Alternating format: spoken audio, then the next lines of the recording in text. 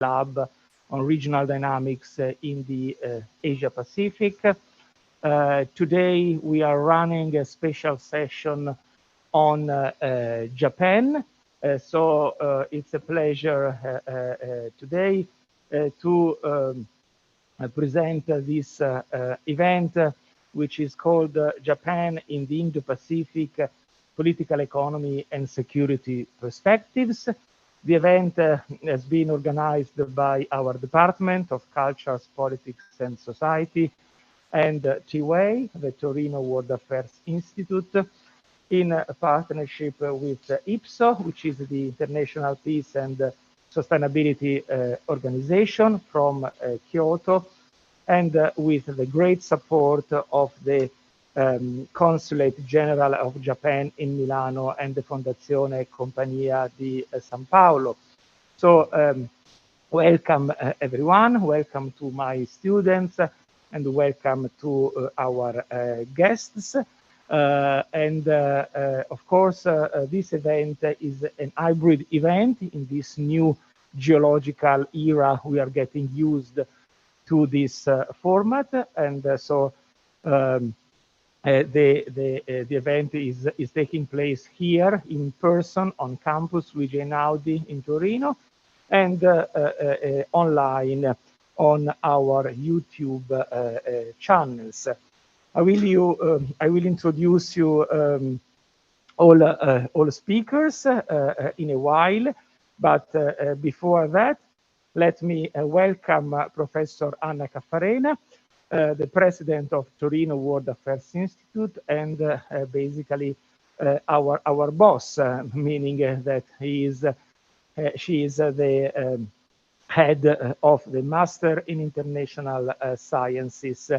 Of course, we are running the lab within this program. So it's a great pleasure to have Professor Anna Caffarena with us today. And Anna, the floor is yours for your opening remarks. Thank you.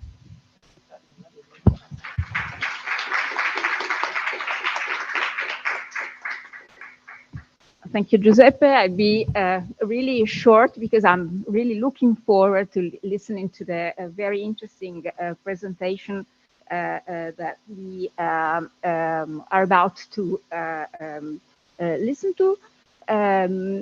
Just let me say that I'm really, really pleased, both in my capacity as president of the Torino World Affairs Institute and the academic coordinator of the master program in international sciences, to welcome our friends from Japan, the Consul General of Japan in Milan, Mr. Amamiya, and the Vice Consul. So we are really, really pleased that you had this occasion to come to Turin and to visit the campus. I know it's your first time, so I hope it will be just the first of many occasions to have you with us.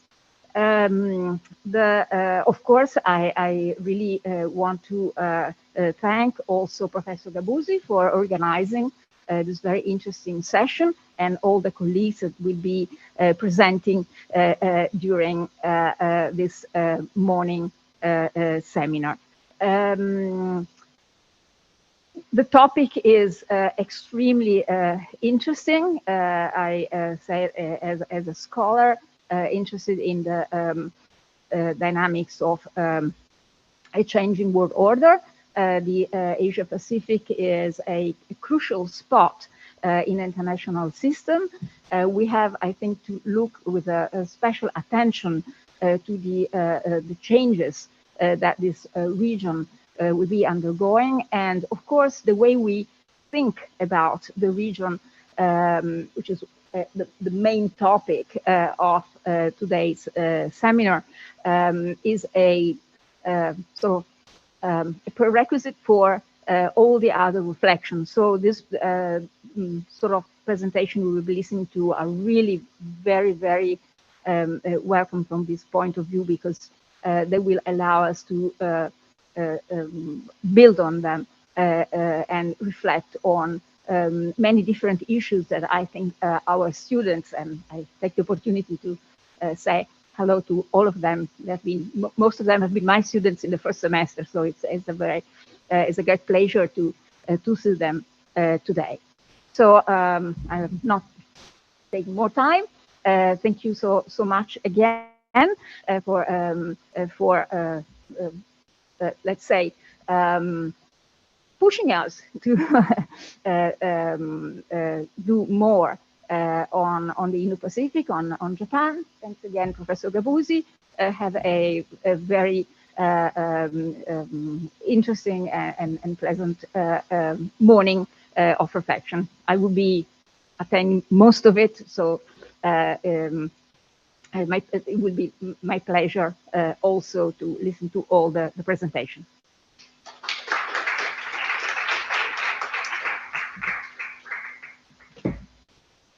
Thank you, Anna. And now we are going for the institutional remarks. Of course, this seminar would not take place without the support of the Consulate General of Japan in Milan. So here today in class, we have the consul, Mr. Yuji Amamiya, and also the Vice Consul, Mrs. Yuko Yoshimura. So thank you for coming all your way from Milan, and I wish you a pleasant stay in Torino. And without any further ado, I invite to the table Mr. Amamiya Yuji, the Consul General of Japan in Milan, for the institutional remarks. And before his speech, we will watch a video courtesy of the consulate, a short video. So please watch the video, and then we'll have the institutional remarks. So thank you.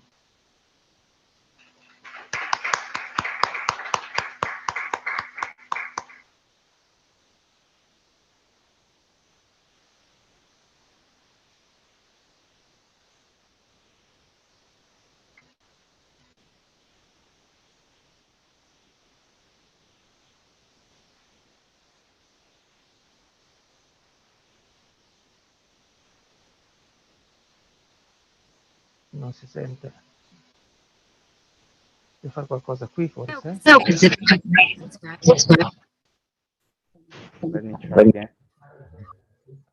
Dividi il suono. No, aspetta Giuseppe.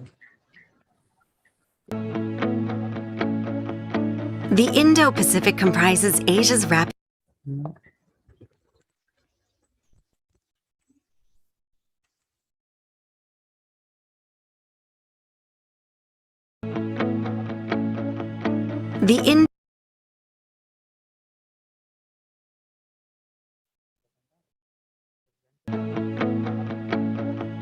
The Indo-Pacific comprises Asia's rapid growth, Africa's vast potential, and the Pacific and Indian Oceans. This region, home to half the world's population, is thriving.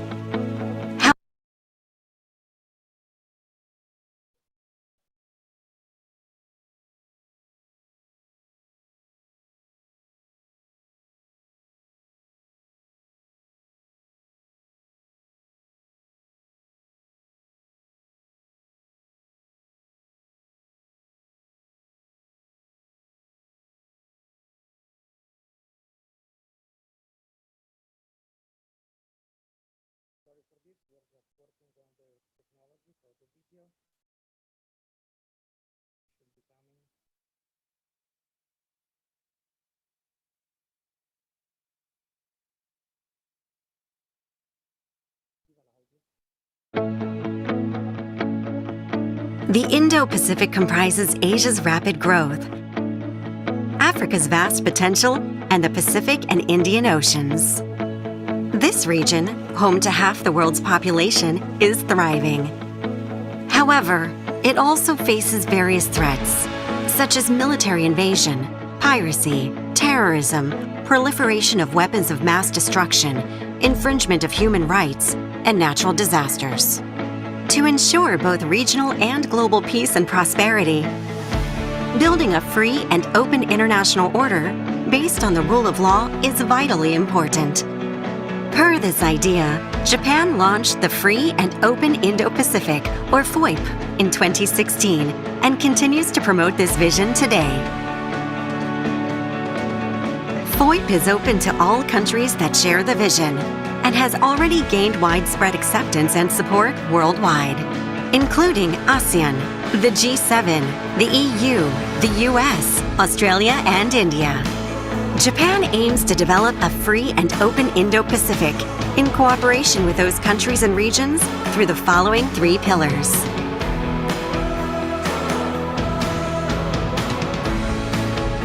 First, the promotion and establishment of fundamental principles such as the rule of law, freedom of navigation, and free trade. Second is the pursuit of economic prosperity. And third is a commitment to peace and stability. All countries and regions that share the vision are now cooperating in such areas as high-quality infrastructure investment, maritime order, human resources development, and humanitarian assistance to realize a free and open Indo-Pacific.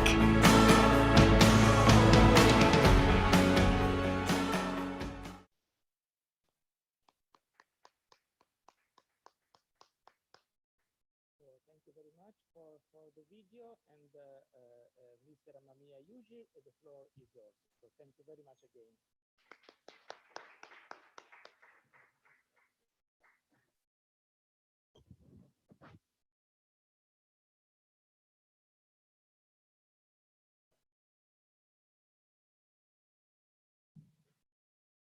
Professor Farena, President of the Torino World Affairs Institute, Mr. Giuseppe Gavozzi, Professor of Turin University and T.wai, distinguished speakers, and students of Turin University.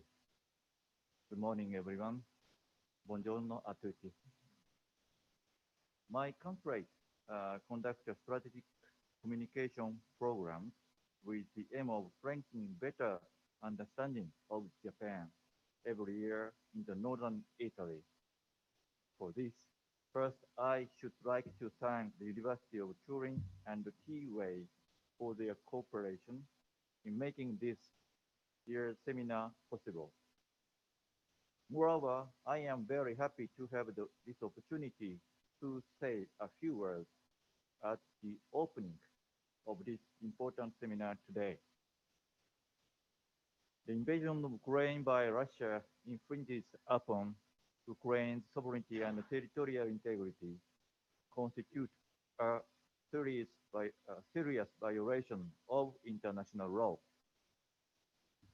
prohibiting the use of force and undermines the foundation of the international order that forbids unilateral changes to the status quo by force. It is absolutely unacceptable that Russia has been expanding its invasion of Ukraine despite the strong condemnation by the international community. Japan condemns this in the strongest terms. Japan will continue to work with the international community, including the G7, of which Italy is an important partner, to improve this situation. It is meaningful that this seminar is thus being held today with the FOIP, Free and Open Indo-Pacific, a Japanese diplomatic vision, as a core theme of discussion among scholars and students. Because in the Indo-Pacific region, some countries, either independently or jointly, are increasing applying the logic of power and shaking up the existing international order. The guiding principles for dealing with this new international environment remain the same, the fundamental values and the principles of freedom, democracy, human rights, and the rule of law. The 3 pillars of the FOIP were established on the basis of these principles. It is very natural that Prime Minister Kishida stated at press conference after the Japan, US, Australia, India summit, so-called Quad, held on March 3rd, that, quote, Unilateral changes in the status quo by force, such as Russia's invasion of Ukraine, must not be allowed in the Pacific region, and that such a situation must not be allowed to continue. This is why we agree that it is important to further promote efforts to realize the FOIP, unquote. What is FOIP? I will leave the in-depth observation, study, and the discussion on the FOIP to the distinguished speakers who will follow me. But since I was involved in the iterated process of formulating the FOIP as director of the Law of the Sea Division of the Foreign Ministry from 2013 to 2015, just before the first announcement of FOIP by the then Prime Minister Abe in July 2016 at the Tokyo International Conference on the African Development, TICAD 4. I'd like to touch upon shortly the background of the making of FOIP. During the period of between 2013 and 2015, in the Indo-Pacific Ocean surrounding Japan, we experienced series of tensions.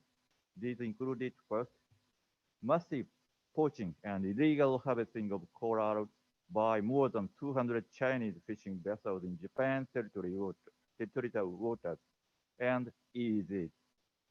Second, frequent incursions by Chinese public vessels into the territorial waters of Japanese territory, i.e. the Senkaku Islands. And third, China's construction of artificial islands and runways in the South China Sea based on the claims which violate the international law. The Philippines applied for an arbitral award under the UNCLOS, United Nations Convention on the Law of the Sea. China claims that it will not accept the award, although the tribunal award is final and legally binding under the UNCLOS. I myself often participated in the study sessions on these issues for then Foreign Minister Kishida. Japan has been continuing to voice its strong opposition to attempts to unilaterally change the status quo by force or coercion that are not in accordance with the UNCLOS. The FOIP was formulated under such circumstances. The FOIP was proposed in such a way to develop the Japanese government diplomatic concept of diplomacy that takes a panoramic perspective of the world map and the proactive contribution to peace based on the principle of international cooperation. A few comments on today's topics. Distinguished speakers and students, I noticed that you will talk about the FOIP in relation to either India, China, development issues, or European Union, EU. Please allow me to briefly touch upon the Japanese government's position on each of these issues. India. Prime Minister Kishida visited India last Saturday. During his visit, Prime Minister Kishida held summit meeting with Prime Minister Modi to discuss a wide range of topics. It was an opportunity to further deepen the special strategic global partnership between the two countries and to discuss ways to achieve a free and open Indo-Pacific region. Moreover, cooperation between Japan, the US, Australia, and India is also making steady progress, and various practical cooperation results are accumulating. We will have to address various agendas that the Indo-Pacific region is now facing. China. Japan and China are neighbors and therefore have various problems. For this, it is important that Japan says clearly what needs to be said so that China will fulfill its international responsibilities as the second world's largest power. Japan is not competing with any particular country through FOIP, including China, that promotes One Belt, One Road initiative. we will cooperate where we can. About Japan's aid policy, Japan believes that human rights are universal values and that it is the duty of all nations to protect them. This is shared with Western countries. In addition to saying what needs to be said, it is also important to encourage voluntary effort by each country through bilateral dialogue and cooperation, in which case the time may be right for such efforts. EU, a decade ago, it would have been difficult to foresee a meeting between Japan and Europe to discuss cooperation in the Indo-Pacific. However, nowadays Europe is increasingly wary of China in terms of security. Germany, France, the EU, Italy formulated or are formulating their own Indo-Pacific strategies. For this, we are confident that Japan has played a major role. On February 22nd, Foreign Minister Hayashi delivered a speech at the Indo-Pacific Ministerial Meeting, co-hosted by France and European Union.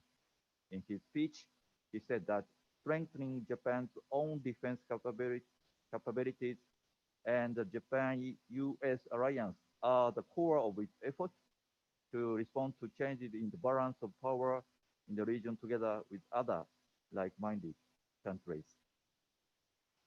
He also said that Japan and the EU, as like-minded countries, should be committed to first, maritime security initiatives to protect regional stability and prosperity. Second, providing infrastructure development assistance by presenting attractive and fair options. And third, promoting the development of a comprehensive regional strategy to ensure that developing countries comply with international rules. Japan and the EU should cooperate with other like-minded countries. Japan, while taking these issues into consideration, will pursue synergies with the EU's global gateway under the Partnership for Connectivity. Japan will promote cooperation in the area of international common rules for data distribution and the area of economic security. Ladies and gentlemen, having said this, I now look forward to hearing speakers, presentations, and interactive discussion among the participants on this specific topic of FOIP. Thank you for listening.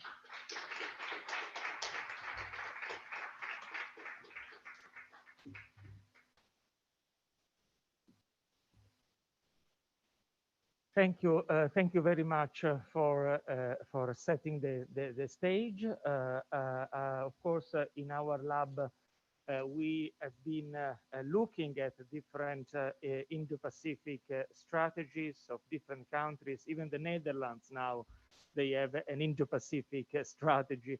And so it's a great pleasure to start from the country, which basically, as we have just been reminded, invented the definition of the region and framed the entire narrative of the FOIP, the Free and Open Indo-Pacific. So without any further ado, I would just mention the six distinguished speakers that we have today, starting from Professor Gianluca Bonanno, from Professor Koga Kei, and Professor Giorgio Shani. They will be speaking in the first section of this lab. Then we will have a coffee break after the Q&A.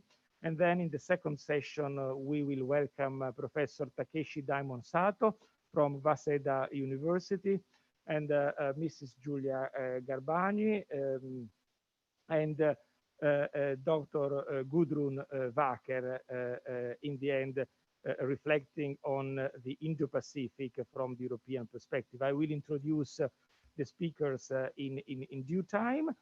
But first of all, let's start with Professor Gianluca Bonanno, based in Kyoto at Kyoto University, and also the president of the IPSO, the International Peace and Sustainability Organization. Professor Bonanno is also a research fellow at T.wai, the Torino World Affairs Institute, and we have been collaborating for many years now. And I especially thank Professor Gianluca Bonanno for coordinating the Japan leg of this, the Japanese leg of this seminar, and coordinating the speakers from Japan. We are sorry that Gianluca cannot be here with us today in presence, but I can tell you that he will be visiting our department. This is a world premiere. He will be visiting our department in May, June, and July. So even my students will have the chance to meet him in person and discuss our common interests in the region and in the academy. So thank you, Gianluca, and the floor is yours for your next 10 to 15 minutes. So thank you very much. Thank you, Giuseppe. Just a quick double check. Can you hear the sound there? Okay, perfect. So we fixed the issue. I cannot hear you in class. Just a second. All right.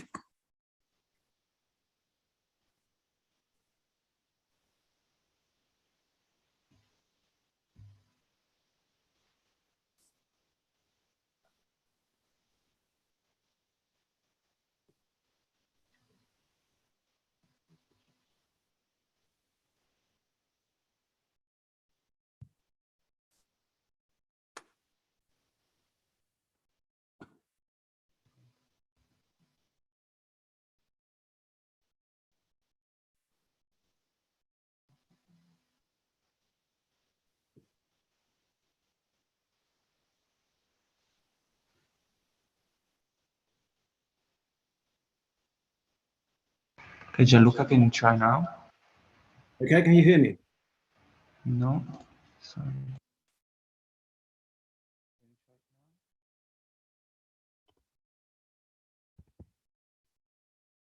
Can you test? That's the beauty of hybrid events.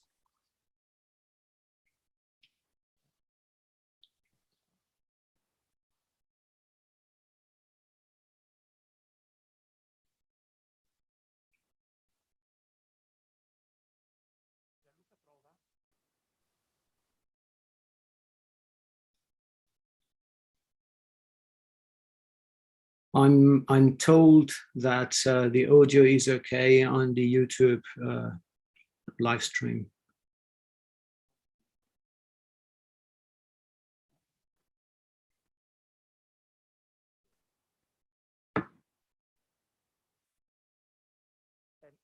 Perfect. Excellent.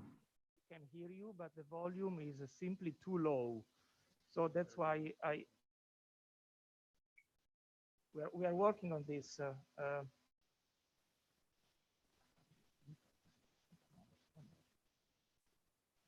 I can try to speak if you want me to.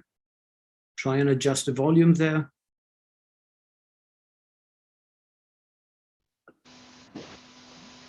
Prova. Oh, wow.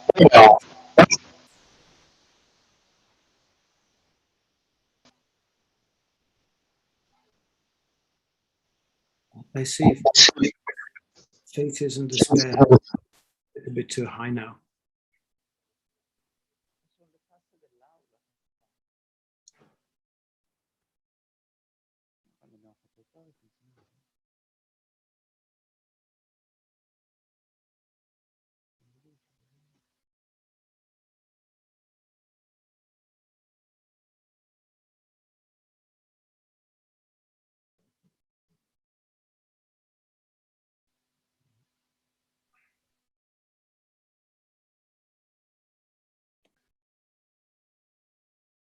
Prova di nuovo Gianluca. Yeah, test, test, test. 1, 2, 3, test.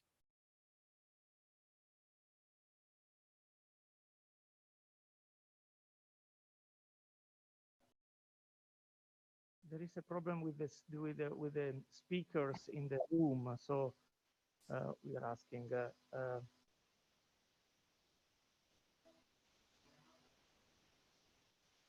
Le casse sembra che non funzionino, perché arriva l'audio nel computer, ma le casse dell'aula non funzionano.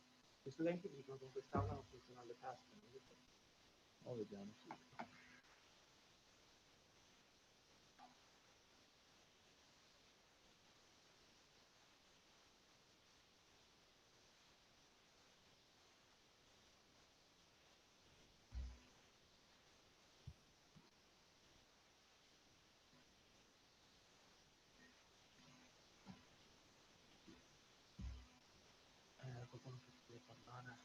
Gianluca, prova adesso, prova Gianluca.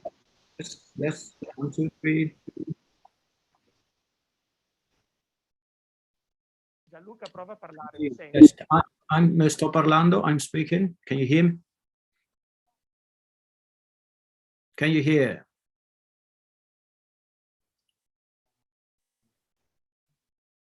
Can you hear? 1, 2, 1, 2, 1, 2.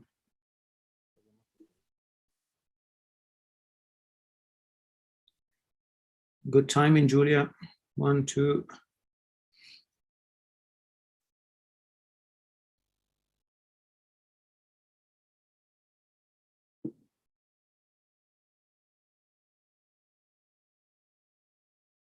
One, two, test, test, test, test.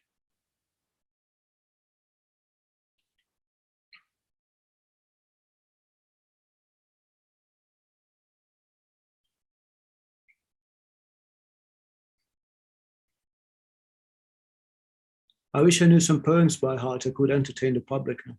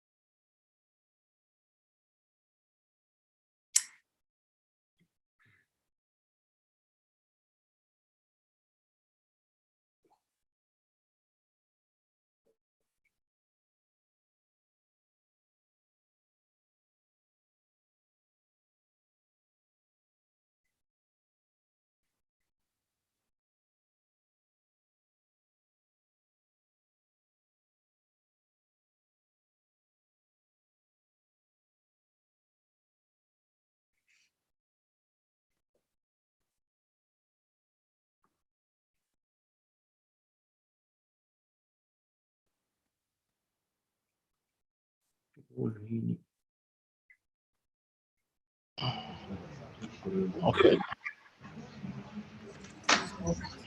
Prova, prova, prova, prova. Prova. Prova. Gianluca, prova. I'm talking, can you hear? Sì, vai, vai. Okay, perfect.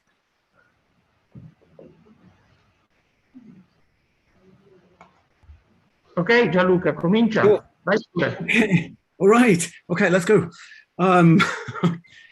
Yeah, thanks, Jeb, for the introduction, and thanks to our sponsors from the consulate. Kokoro kara kansha moshiagemasu. I'm Gianluca Bonanno from the International Peace and Sustainability Organization based in Kyoto at the moment, as I hope you can see from the virtual background. I'm going to share the screen and jump straight into the, give me a second. All right, can you see the screen? Can you see it? Yes. Perfect. All right, so I'll simply pave the way for the other speakers today this morning and dwell a little bit on why opening to freedom under the FOIP framework I believe is a win-win strategy for all the parties involved in this new cooperation framework. And we're just looking at the geography of the Indo-Pacific, we can easily understand how no region will be more important to global peace and prosperity in the coming years than the Indo-Pacific, which has more geopolitical hotspots, emerging powers, overlapping political and economic partnerships, as well as risks of conflict than any other. It is of such intrinsic global importance that many countries, as far as Canada, Mexico, Ecuador, Chile, Peru, on top of virtually all literal and non-literal countries in Asia, are signing free trade agreements with the region to make sure they're not left out. Now, despite its economic fluorescence, the region faces enormous challenges to stability and security as the Indo-Pacific century continues to unfold. The superpower contest for supremacy between the US and China specifically heralds the return of strategic competition, and perhaps even a second Cold War, as seen unfortunately in Europe these days, while regional tensions such as the South and East China Seas, the Korean Peninsula, the Taiwan Straits, and various historical disputes continue to simmer. So the importance of the Indo-Pacific cannot thus be explained without taking into consideration the increasing assertiveness of China and the coincidental relative decline of the US presence in the region. China, with its Belt and Road Initiative that will be discussed further on this morning by other speakers, has been aggressively advancing maritime and territorial claims in a bid to secure its energy and food requirements while boosting its trading ties. And these bullets on the slide are just a few of the recent occurrences that have had Indo-Pacific countries worry about increasing Chinese assertiveness. Now, for a region as vast and as populous as the Indo-Pacific, the diversity of member countries inevitably implies exclusivity stances and bias bargaining power.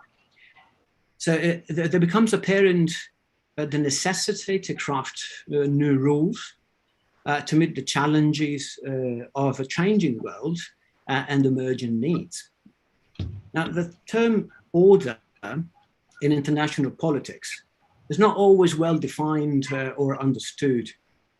Order, whether global or regional, is a multifaceted concept that spans multiple domains, from political, economic, and security, and different forms of order, like, for example, the norm-based order, power-based order, or rules-based order, often coexist. And most importantly, order is something that usually major actors aspire to build or to maintain, to shape, to revise, in accord with their own national preferences or visions.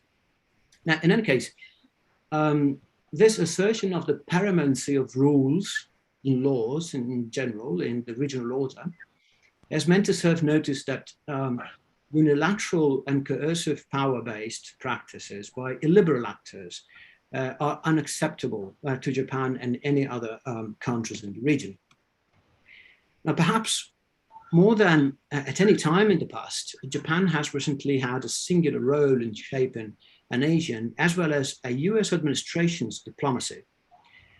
The core idea of the free and open Indo-Pacific FOIP concept is to establish, as was just said by the General Consul, a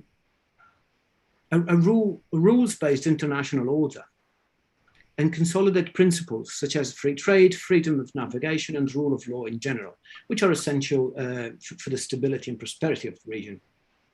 And we can observe, in fact, an evolution in the Japanese positioning through a reactive phase, an adaptive phase, up to the current proactive phase Japan entered in the 2000s, and which accelerated under then Prime Minister Abe's second term from 2012. This, again, will be discussed by another speaker later on this afternoon, this morning, second part of this morning.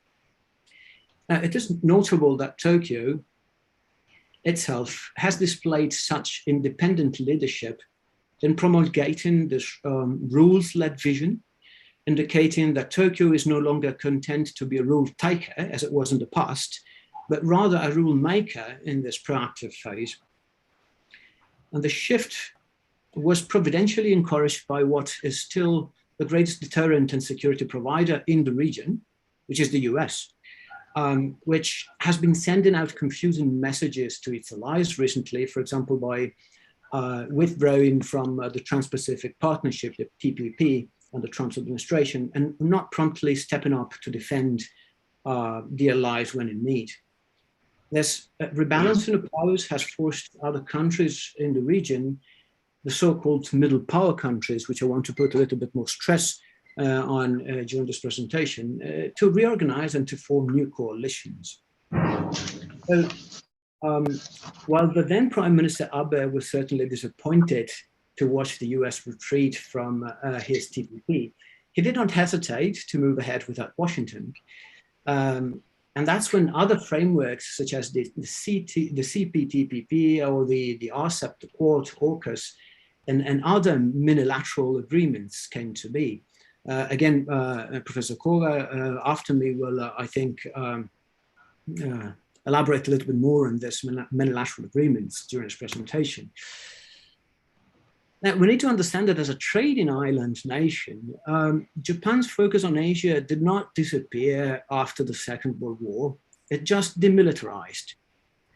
So following the war, the country focused on developing strong economic ties with virtually all other Asian countries, in part because it didn't have to worry about its security, because it was under the umbrella of the Pax Americana Treaty. So, but let's not forget that Japan has been extremely active in Asia, especially in Southeast Asia, since the early 90s, through a plethora of high-quality investment projects, either with its own agencies or through the Asian Development Bank or other regional institutions, for example.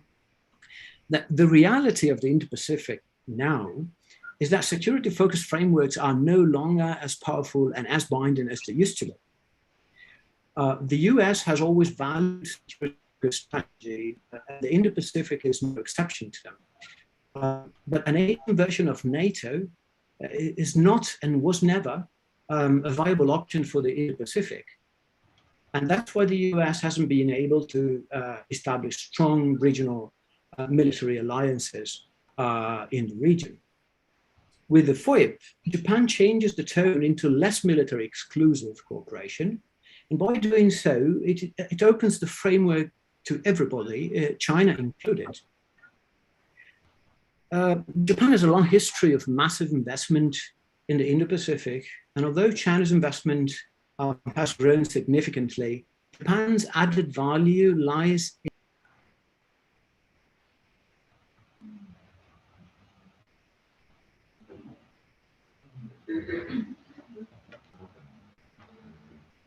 Oops.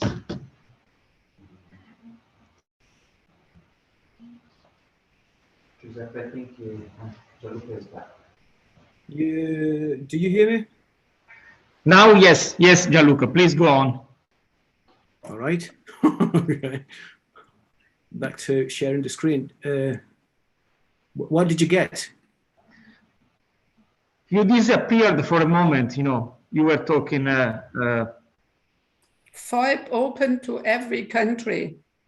Yes. Perfect. So probably, all right, okay. So, FOIP open to every country. So this slide, right? Perfect, thank you. All right, so, well, going on, I was saying that Japan has a long history of massive investment in the Indo-Pacific. And although Chinese investment has grown significantly, Japan's added value, as I was saying, lies in the attached technology behind it, the structure and the knowledge transfers that come with that investment.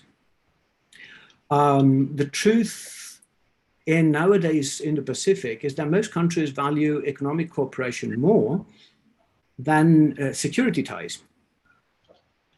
In other words, if a country manages to add value to its economic investments by providing critical technology and structural transfers, like Japan does, for example, then the idea is that security bonds naturally arise and the interests at stake will be more binding than a written military pact.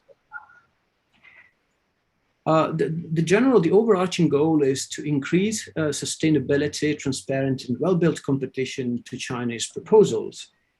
An alternative to the so-called debt-trapped investment policy, but an alternative which also Chinese companies can adhere to and be competitive as long as it's a rules-based environment.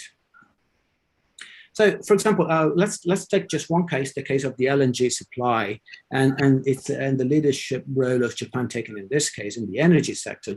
Japan has been encouraged by US and other actors in the Indo-Pacific to take upon a more proactive role, especially in the energy sector, also in the Indo-Pacific.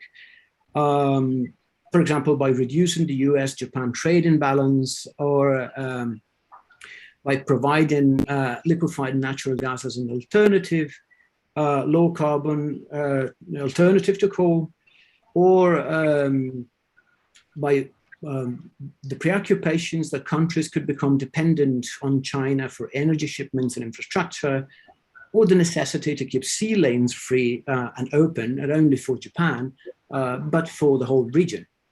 Now, Japan responded by, for example, buying LNG from the US and thus diminishing the trade imbalance, while providing regional consumers with an alternative to China, supporting Japanese shipbuilding and improving its domestic markets, while also providing LNG technology and technicians, thus giving all those involved a vested interest in keeping sea lanes open. And in case the worst happened, it would give Tokyo the ability to recall the merchant fleet with its LNG supply still on board to supplement Japan's strategic reserve. Now, this scheme, although it's an energy scheme and does not necessarily imply security things, this scheme includes extensive joint naval exercises and cooperation to protect ships from pirates, for example. Needless to say, the increased presence of Japanese and other littoral countries' coast guard vessels, for example, the Philippines, is per se already a good deterrent for China's adventurous maneuvers and provocations in international waters. And considering the fact that even India has very seriously stepped up its naval presence eastwards, well beyond the Indian Ocean, this very well serves the purpose of establishing the advertised rules-based order at sea. And if we consider that the annual value of trackable economic exchanges along Indo-Pacific sea lanes amounts to about $20 trillion a year, then we easily understand that no single country can maintain or enhance the rules-based international order alone. Now, although all parties claim that the approach to the Indo-Pacific is one of cooperation and not of confrontation, well, nobody is a Boy Scout here. So it is undeniable how intense geopolitical competition is increasing tensions or trade and supply chains, as well as in technological, political, and security areas. And this gives room to a more holistic approach by other countries, the so-called middle power countries in the Indo-Pacific. In this case, well, Japan, as we said, but also India, Australia, and the EU. Well, other speakers this morning will talk about India and the EU. So, but if we just for a minute ponder about the case of Australia,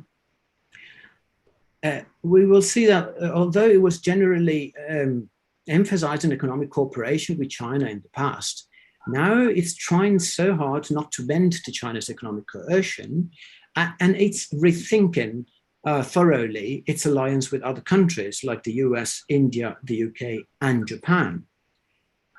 And Japan enters the equation with Australia and Oceania as well here by ensuring its, for example, comprehensive support to Oceania's smaller islands countries. I'm thinking of Tonga, for example, giving them an alternative to China's increased presence, as well as alleviating Australia's burden of protecting its neighbors and thus protecting itself.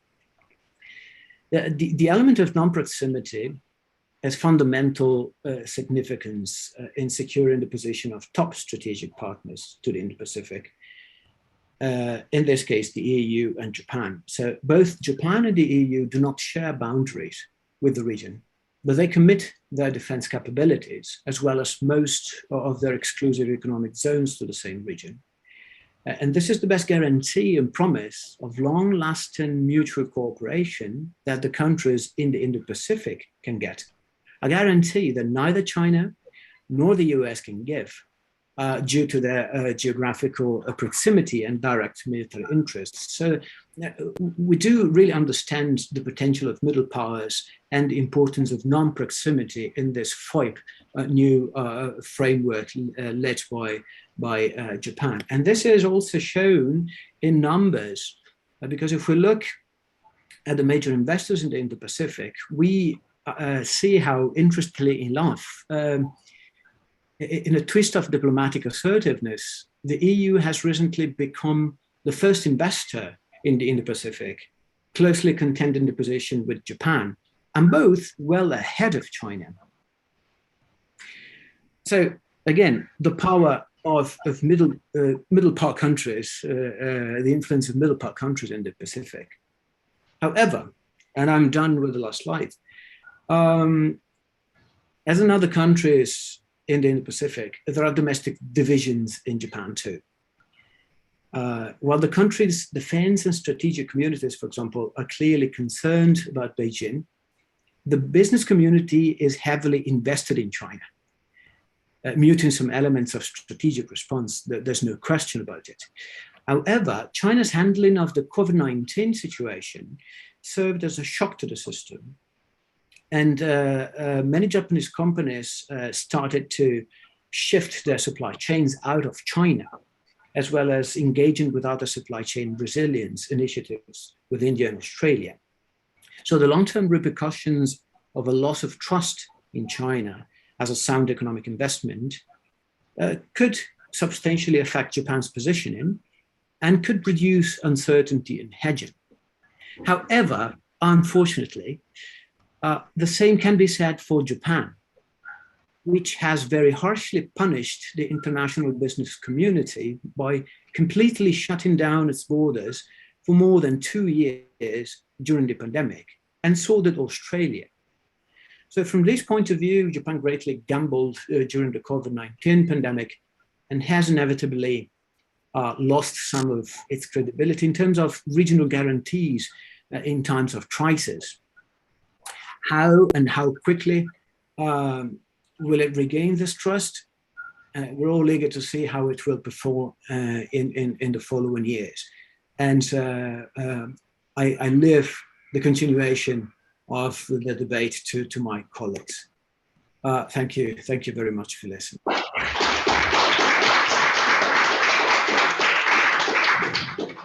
Thank you, Gianluca, and thank you for your patience as well. And I think you introduced us very brilliantly to the very essence of the Indo-Pacific strategy with your speech, Opening to Freedom, a Win-Win Strategy for All.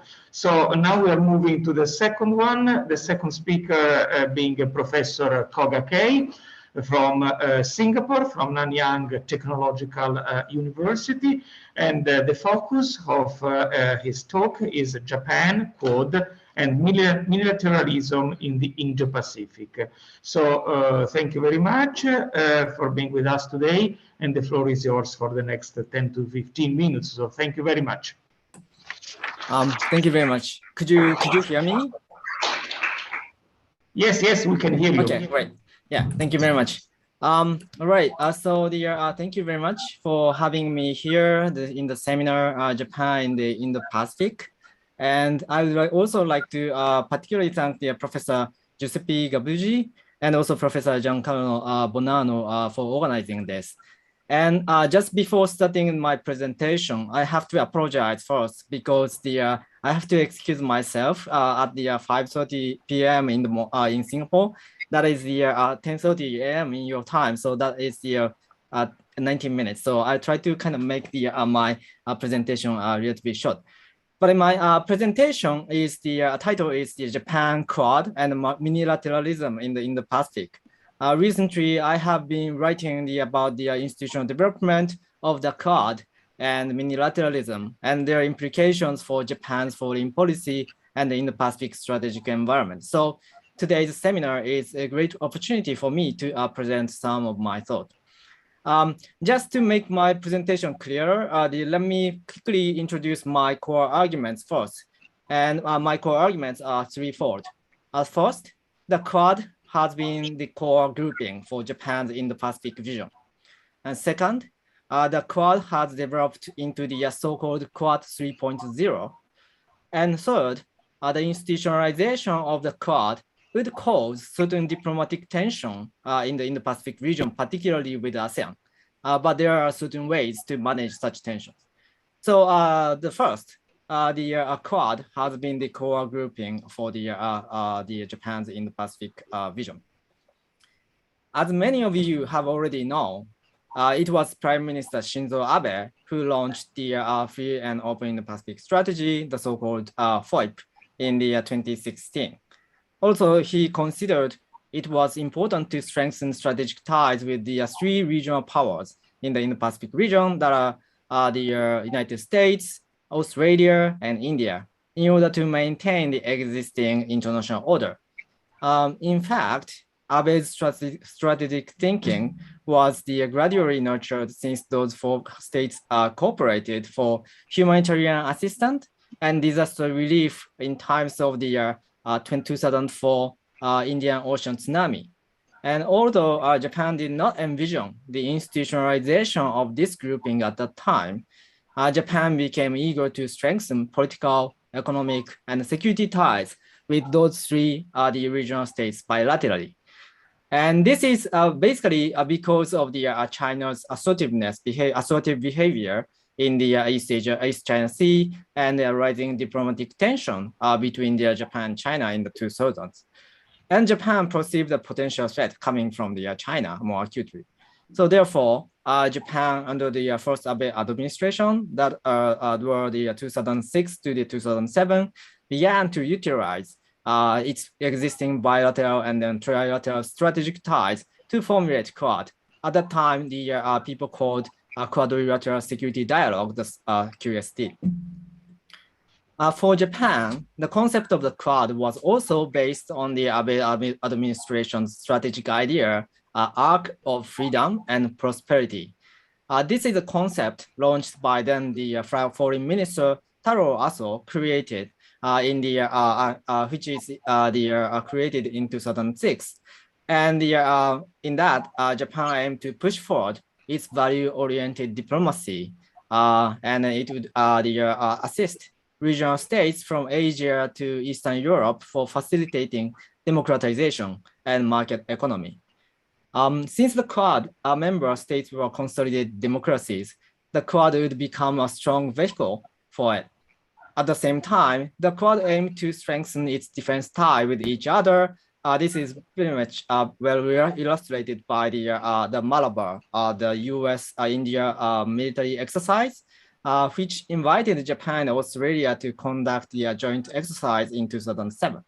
So therefore, in 2007, at that time, the Quad focused on the political and then defense cooperation.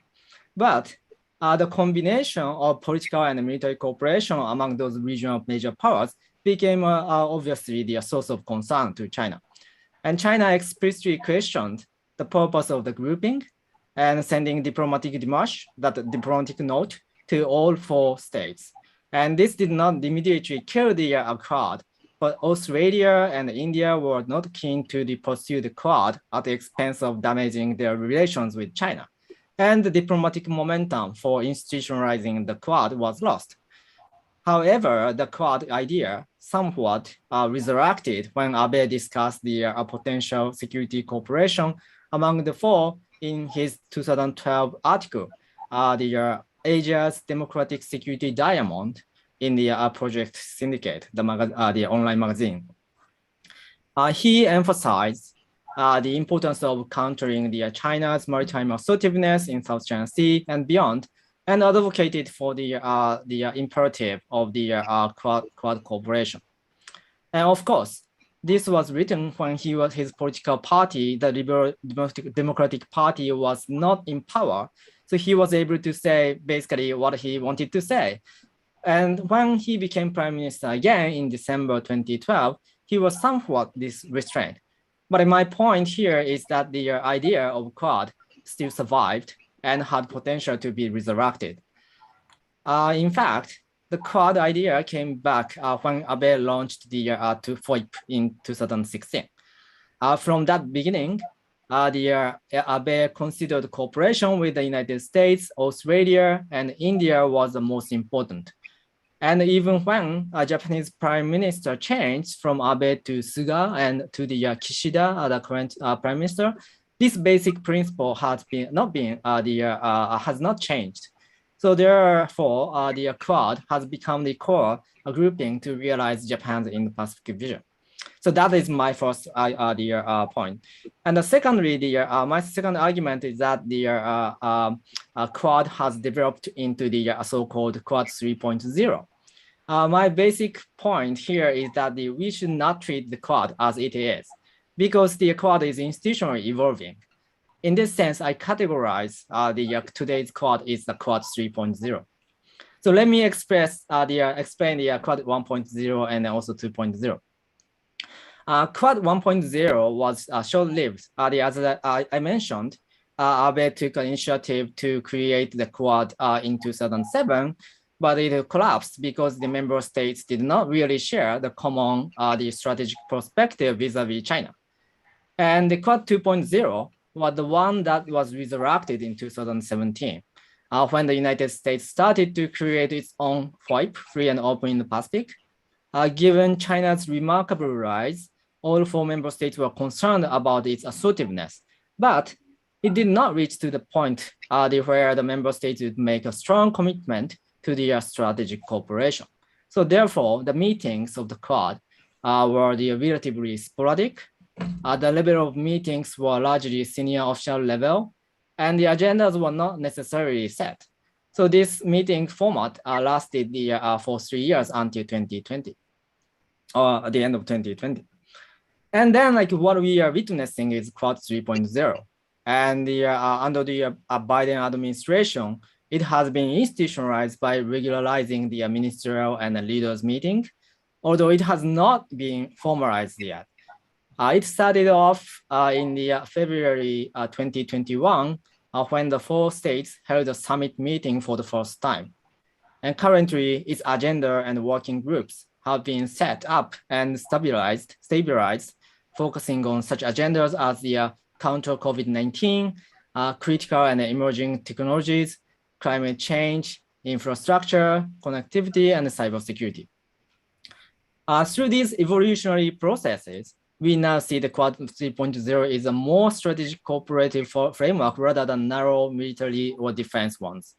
This matches with the objectives of the 4 member respective Indo-Pacific strategies, and this is to maintain and enhance the existing rules-based international order. And in addition to that, I would like to make one point that is the United States under the Biden administration, the current one, takes a lead in the institutionalization of Quad, not Japan. And this is largely because the Japanese leadership changed. The Abe stepped down in the 2020, and although Suga did not change the basic principle and the policy direction of the Indo-Pacific vision, he did not take the initiative for the Quad, except for hosting the ministerial meeting. And the current Prime Minister Kishida also supports the Quad, but the administration has yet to clearly articulate the direction of Quad.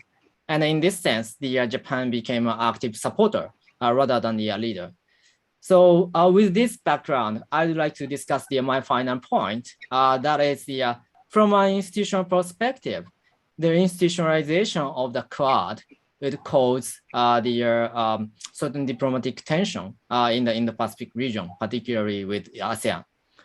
The member states of the Quad are materially capable, diplomatically influential, and economically attractive, so the Quad can shape a regional strategic landscape in the Indo-Pacific.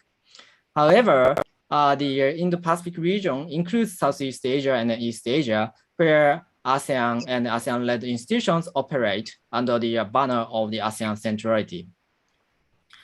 Although ASEAN, the Association of Southeast Asian Nations, ASEAN has its own principle, the ASEAN Centrality.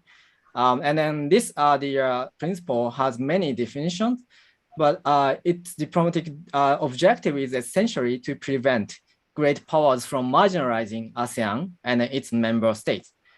Therefore, the ASEAN plays an important role in maintaining Southeast Asian agency and also the regional multilateralism. However, the institutionally strong Quad would have the potential to marginalize ASEAN. And given the increased number of the unilateralism in the Indo-Pacific region recently, such as AUKUS, this trend is likely to continue. And this is understandably so because there has been the growing frustration among the major powers about the existing regional security framework. They cannot actually address the emerging the regional security issues. So I guess this creates the institutional tensions, and then this tension becomes more visible. And how can we actually address such tensions? I believe that those multilateral frameworks and ASEAN are not necessarily mutually exclusive, and Japan can play a constructive role in bridging the two. And I don't want to actually go through all the laundry list, but I just want to emphasize one thing. That is the Quad is actually institutionalized, but as I said, it's not formalized to the extent that it has the secretariat or assumes the status of the international organization. Therefore, there is a flexibility to cooperate with other regional states in certain areas, such as again, counter COVID-19, the cybersecurity, and critical and emerging technology and infrastructure as well. So sometimes people call this as the Quad Plus, but this format is actually really useful format, and Japan take an initiative to throw some ideas about which regional states, particularly among the ASEAN member states, can be a candidate for the cooperation in the certain fields. And by successfully cooperating them, the multilateral channels of communication be ensured among between the Quad members and also regional states, and they could help mitigating suspicions and tensions.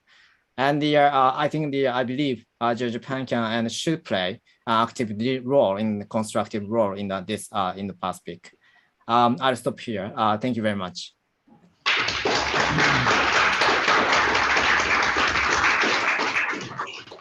Thank you. Thank you very much for your focus on the process of institutionalization of Quad and the role that Japan can play, the active role in basically perfectioning this institutionalization, which is missing some elements. And now to the last speaker, Professor Giorgio Ciani from the International Christian University, with a focus on Indo-Japanese relations in a changing region. So thank you very much for being with us today. And Giorgio, the floor is yours for the next 10 to 12 minutes. Thank you. Buongiorno e grazie per l'invito. Sono molto felice di poter fare una presentazione qui all'Università di Torino, and I very much hope to be able to do so in person. Dozo yoroshiku onegai itashimasu, as we say in Japan. As you can see by my background, I am a specialist in South Asia. I'm actually in Tokyo at the moment. And my university, International Christian University, is noted for instilling critical thinking in our students. So apologies if I make some critical remarks about the concept of the free and open Indo-Pacific with relations in relation to India and relations between India and Japan. In the interest of time, I will share my screen, and of central importance to, I will try and share my screen, and of central importance to the story of both FOIP and Indo-Japanese relations is what can only be termed a bromance between Prime Minister Shinzo Abe, former Prime Minister Shinzo Abe, and Prime Minister Narendra Modi. And I would argue that this has transformed Indo-Japanese relations. Okay, in terms of contents, I will attempt the impossible by looking at post-war relations between India and Japan before Abe. It should really be separated into relations during the Cold War and relations after the Cold War. I will talk about the rapport between Prime Minister Abe and Prime Minister Modi. We have already heard about the free and open Indo-Pacific. I'll briefly run through the main pillars of the approach before analyzing the Quad and their different interests and commonalities in FOIP, and pose the question whether FOIP after Ukraine, after the Russian invasion of Ukraine. And I hope this will provide items and points for discussion. Okay, let us look at post-war Indo-Japanese relations. The first point to make is that India and Japan signed a peace treaty in 1952. Generally, there was no experience of Japanese occupation within South Asia. And indeed, there was a lot of admiration for Japan in the early years of the 20th century. So it was relatively easy for India and Japan to seek peaceful relations. And indeed, Prime Minister Jawaharlal Nehru, India's first prime minister and leader of the non-aligned movement, played a key role in inviting Japanese participation of the Afro-Asian Conference in Bandung in 1955, which led to the birth of the non-aligned movement. In 1957, Japanese Prime Minister Kishi visited Delhi and established cultural ties between the two states. And during the backdrop of Cold War relations, where India and China were increasingly estranged, particularly India was very close to the Soviet Union, and China normalized its relations, Japan normalized its relations with China in 1972. Japan gradually became India's biggest ODA donor. So economic ties were particularly important. And this led, after the collapse of the Soviet Union, to Indian Prime Minister Narasimha Rao's Look East policy, where he sought greater engagement with East Asia and particularly with Japan. Now, a huge setback to this relation was the testing of the Pokhran II nuclear tests by India in 1998 by the first Bharatiya Janata Party government under Atal Vajpayee, which led to the imposition of Japanese sanctions. However, we do see within 3 years, the sanctions were lifted and a gradual improvement of relations. So we see an improvement of relations between India and Japan before the entry of Shinzo Abe as prime minister. So what was significant was during his first term, Prime Minister Shinzo Abe visited India, and 50 years after his grandfather, Prime Minister Kishi, and he played a key role in trying to engage with India. This also there are also similarities here and influences of his historically revisionist agenda, which we perhaps can touch on. And Prime Minister Abe initiated the Quad, a quadrilateral security dialogue, shortly before resigning for the first time. We pick up the story again in 2014 with the re-election of Shinzo Abe and the election of Narendra Modi as Prime Minister of Japan. And I think there are at some level an ideological symmetry or an ideological bond between both Shinzo Abe and Narendra Modi. Both can be termed in certain respects as nationalists, although Narendra Modi, due to India's constitution, is far more authoritarian than Shinzo Abe was permitted to be or was able to be by Japan's constitution. Modi visited Japan in 2014, and Prime Minister Abe was chief guest in India's Republic Day. In 2015, Japan was invited to be a permanent member of the Malabar Naval Exercise with India and the US, and this was particularly important. And then we have the launch of the free and open Indo-Pacific FOIP with India as a member of the Quad. Now, in 2019, Modi was re-elected as Prime Minister with a landslide. This is significant because he no longer needs to deal with coalition partners. The BJP have an outright majority, and just last month they won again. They were re-elected in India's biggest state, Uttar Pradesh, which has 180 million people in it. So this provides a subtext to my concluding observations about the direction in which India is going. And in 2020, Abe resigns. So in a way, this period which saw the birth of FOIP and greater relations between India and Japan comes to an end. Now, as we've heard from previous speakers and from the ambassador, FOIP is based on the idea of 2 continents and 2 oceans, Asia and Africa, the 2 continents, and the Indian and Pacific Oceans. It's an attempt at broadening Japan's strategic horizon.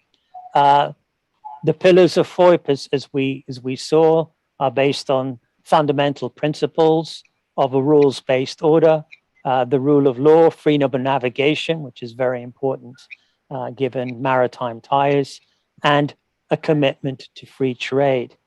The pursuit of economic prosperity through greater physical connectivity and through greater commercial enterprise, and a commitment to peace and stability and through capacity building.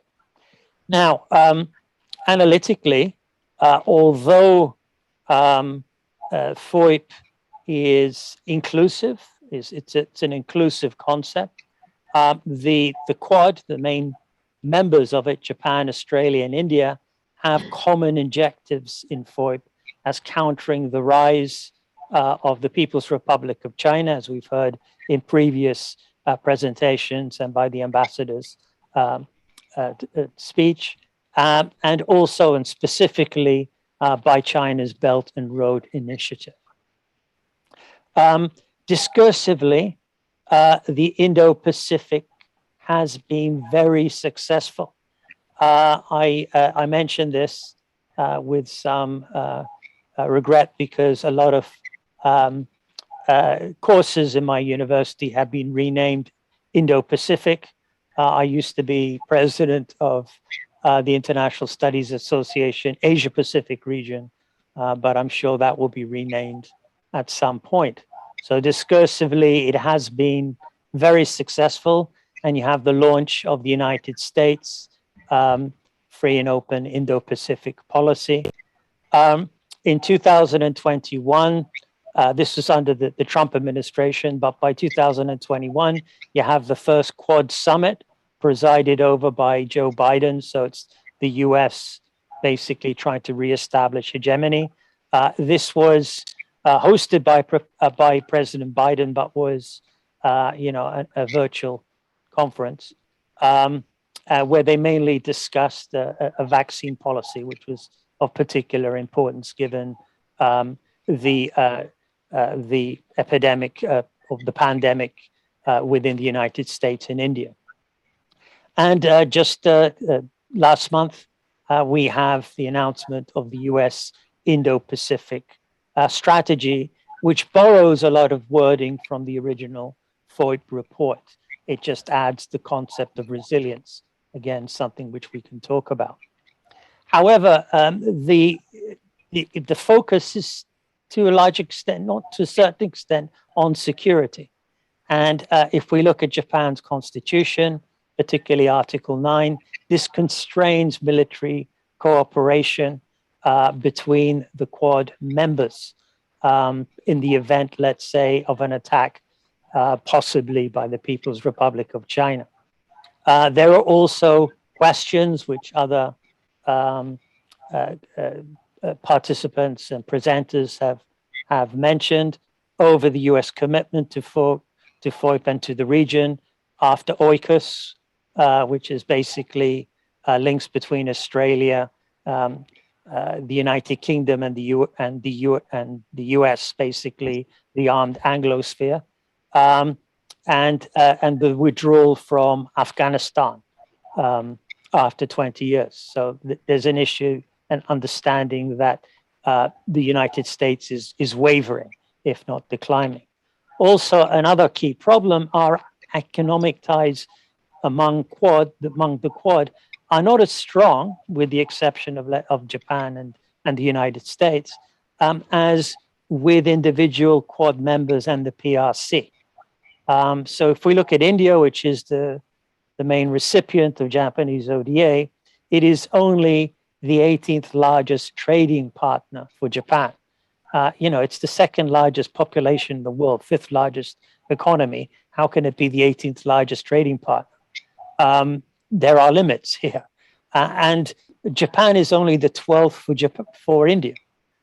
So the economic ties have not developed to the same extent as security ties.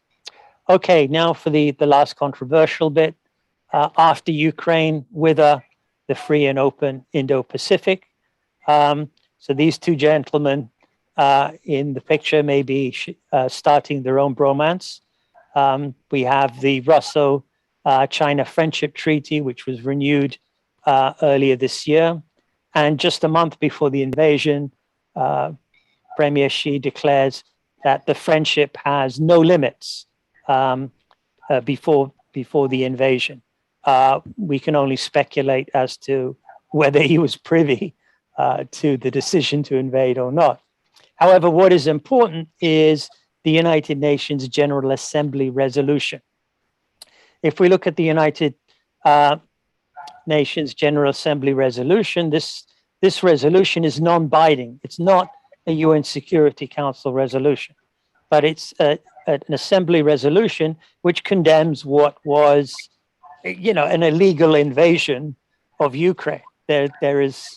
This is a contravention of international law. Now, Japan voted in favor of the resolution, along with most other states, most other members of the General Assembly, but not all of them. And interestingly and significantly, India abstained, and this strained the Quad relations. Now, when India abstained, also the People's Republic of China abstained, which may not have been the friendship which President Putin wanted. Pakistan, India's chief rival in the region, also abstained. And I would like, and I think we need to suggest that there are changes in the international order afoot. And particularly if we look closely at India, and this is something I have written about extensively, the dominant ideology, the Bharatiya Janata Party, is based in Hindutva, which is an ethnicized religious nationalism. So its commitment to the liberal values of the rule of law are secondary to its commitment to ethnic nationalism. And some of their partners, partners of the BJP, were actually, pro-Russian in terms of looking at the actions. India relies a lot on Russian arms. Its main security alliance here is with Russia. And this brings me to my final point, which I have spent some time working on separately, which is that India sees itself as an emerging power, but not just within the framework of a free and open Indo-Pacific. It sees itself as an emerging power in a post-Western order in which these guys, China and Russia, Russia to a far lesser extent after their actions in Ukraine, play a key role. If you permit me, I would like to maybe share via chat a recent article, which, perhaps later, which will outline what I mean by the post-Western order. But thank you very much for your attention.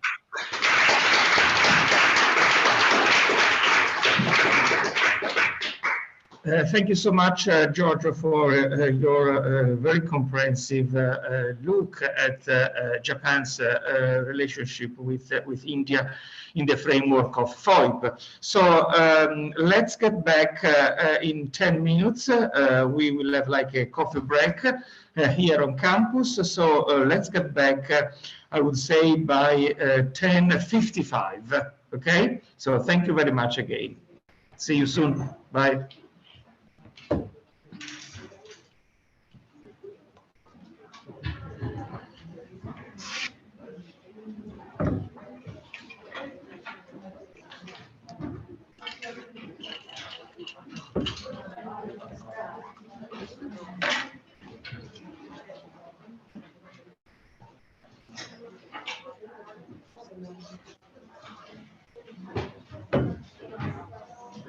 Ragazzi, qua.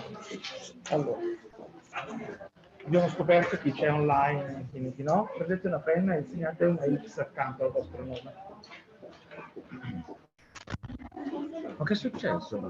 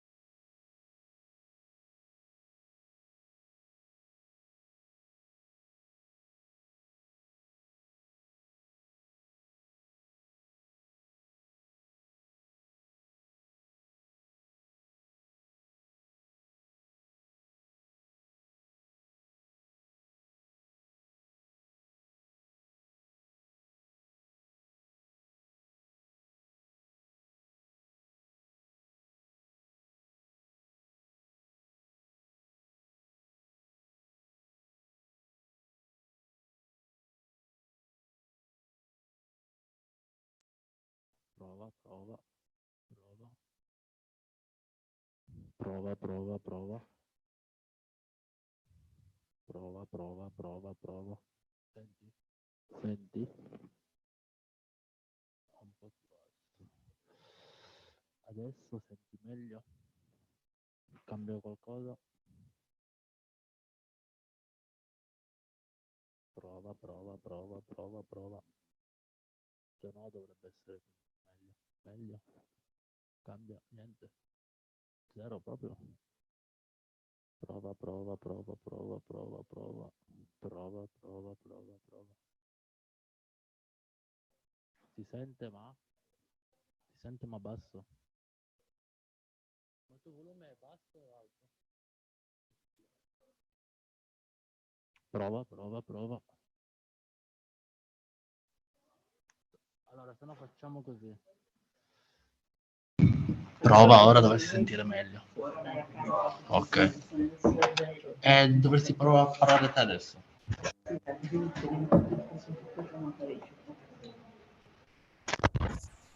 Prova, prova.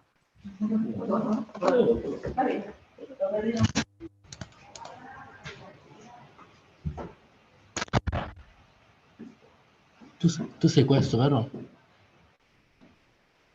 T.wai? Prova. Tu hai l'audio acceso.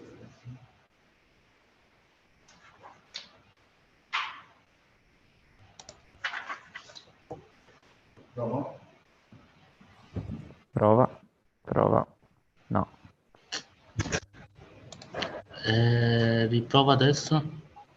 Test, prova. Prova. Ora si sente? Sì, ed è strano. Prova di nuovo. Prova, test. Prova. No.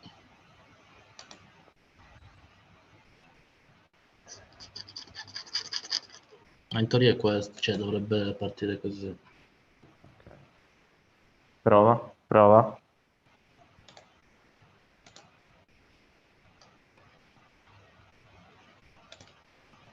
Proviamo questo. Prova. Prova, prova. No.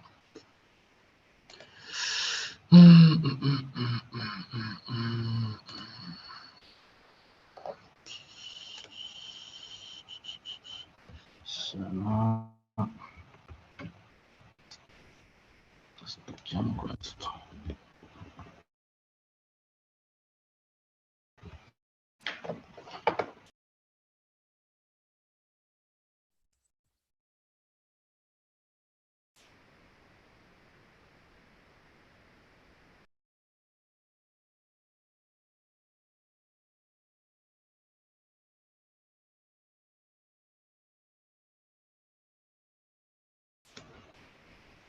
Prova.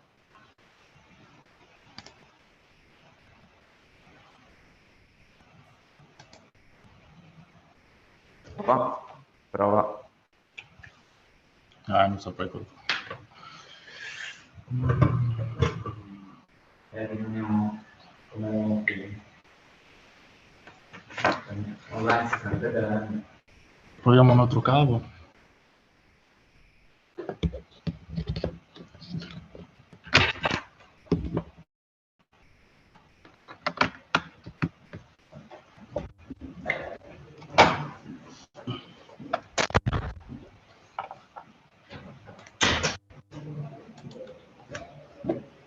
Prova adesso. Prova, prova. Prova. Prova. Prova. Prova. Prova. Prova. Prova. Prova. Prova. Prova, prova. È strano,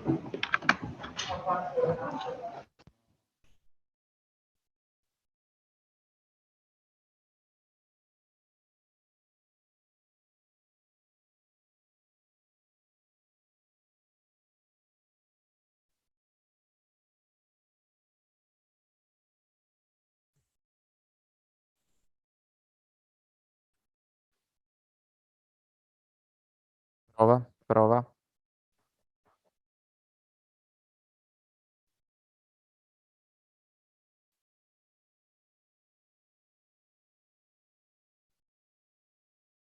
Prova. Prova. Prova. Prova. Prova. Prova.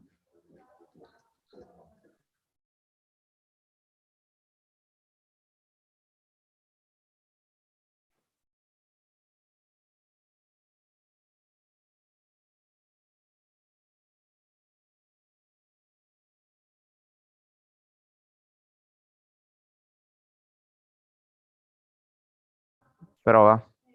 Prova. E facciamo...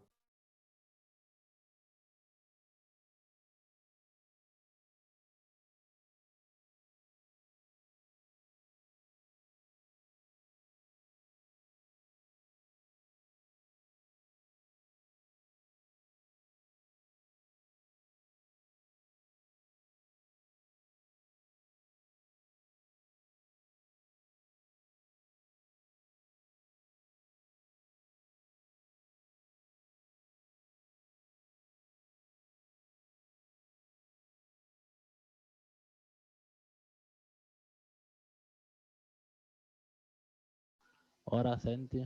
Senti?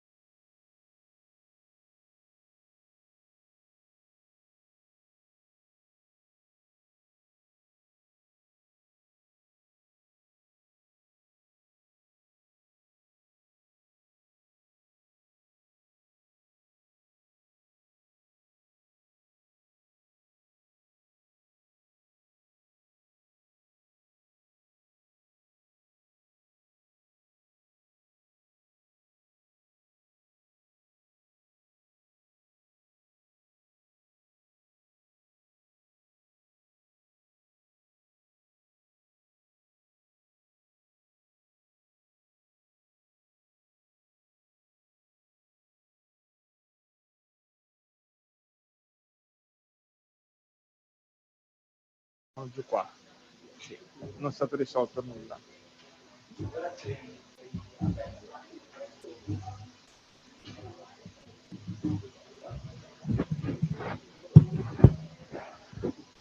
Hello?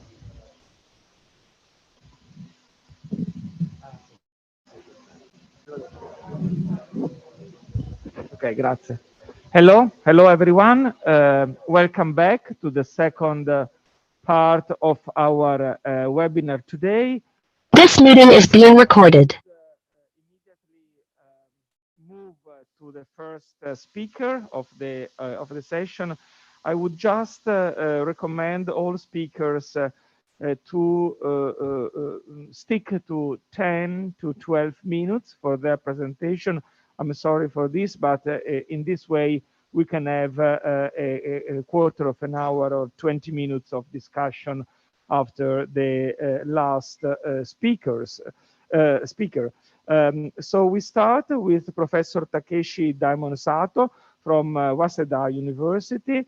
And the focus here is on the relationship with China, China-Japan aid competition and the possibilities for cooperation in the Indo-Pacific. I myself, I do some research in Myanmar And I can tell you that clearly from places like Myanmar, you can see there is a competition going on between India and China in terms of aid for development, but of course there are also possibilities for cooperation, and so we will listen to Professor Takeshi Daimon Sato to know more about this subject.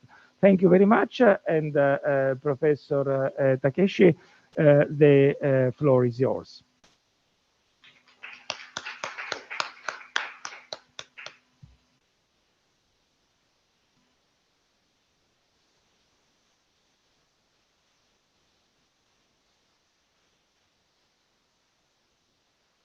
Giuseppe? Yes? I think Professor Daimon Sato is not there yet. Okay. Do you have some contacts? Are you? He's in Mauritania now, and he went out to get a PCR test. He should be should be back soon, I guess. So probably. What is your advice? Shall we start from Mrs. Garbani? I think it's better we move to the next speaker. Okay, so we move to the next speaker, Mrs. Giulia Garbani. She's a PhD candidate at the University of Cambridge, and the focus of her talk is Japan's aid policy in the Indo-Pacific, Abe Shinzo's hybrid legacy. Thank you very much, Giulia, for being with us, and the floor is yours. Yes, thank you. Thank you so much for having me today. It's great to be here. I am just trying to recover my presentation, and then I'll start the screen sharing. All right. Okay. Okay, here we go. Can you see everything and hear me right? Yes. Okay, perfect. All right. So, yeah, it's I'd be curious to know as well what Professor Daimon Sato has to say on the topic, but I'll go first, and this way he won't say something that I already am going to cover today. But obviously, given the importance of Southeast Asia as the core of the Japanese FOIP strategy, I really wanted to focus on how the FOIP idea has impacted the aid policy in Southeast Asia. And so I really wanted to focus on Prime Minister Abe because, as we said many times today, he's widely recognized as the creator, the father even of the FOIP. Here, most recently in a tweet by the US ambassador to Japan, Rahm Emanuel, just a few days ago, he openly called Abe the creator of the free and open Indo-Pacific. And really, Abe has pretty much used FOIP as a sort of a personal legacy to Japanese diplomacy, and is widely credited for really steering Japan away from the Yoshida doctrine and instead embracing what, for example, Giulio Pugliese and Alessio Patalano call the realpolitik Japan, a Japan that is not afraid of talking about the national interest, and that it really places itself as the defender of the international liberal order in Asia. So what does FOIP really say specifically about ODA policy and the aid strategy of Japan? So as we already heard from previous presentations, one of the goals of FOIP is that of pursuing economic prosperity through enhancing connectivities and including through quality infrastructure development in accordance with international standards. So obviously, the emphasis on connectivity and infrastructure is something that builds on the traditional strength of Japan's aid approach, which has really been based on relying on the expertise of Japanese corporations specialized in civil engineering projects and construction that are able to carry out large-scale infrastructural projects in Southeast Asia. And this has really also shaped the so-called public-private partnership model which is really the signature approach of Japan to aid to the region.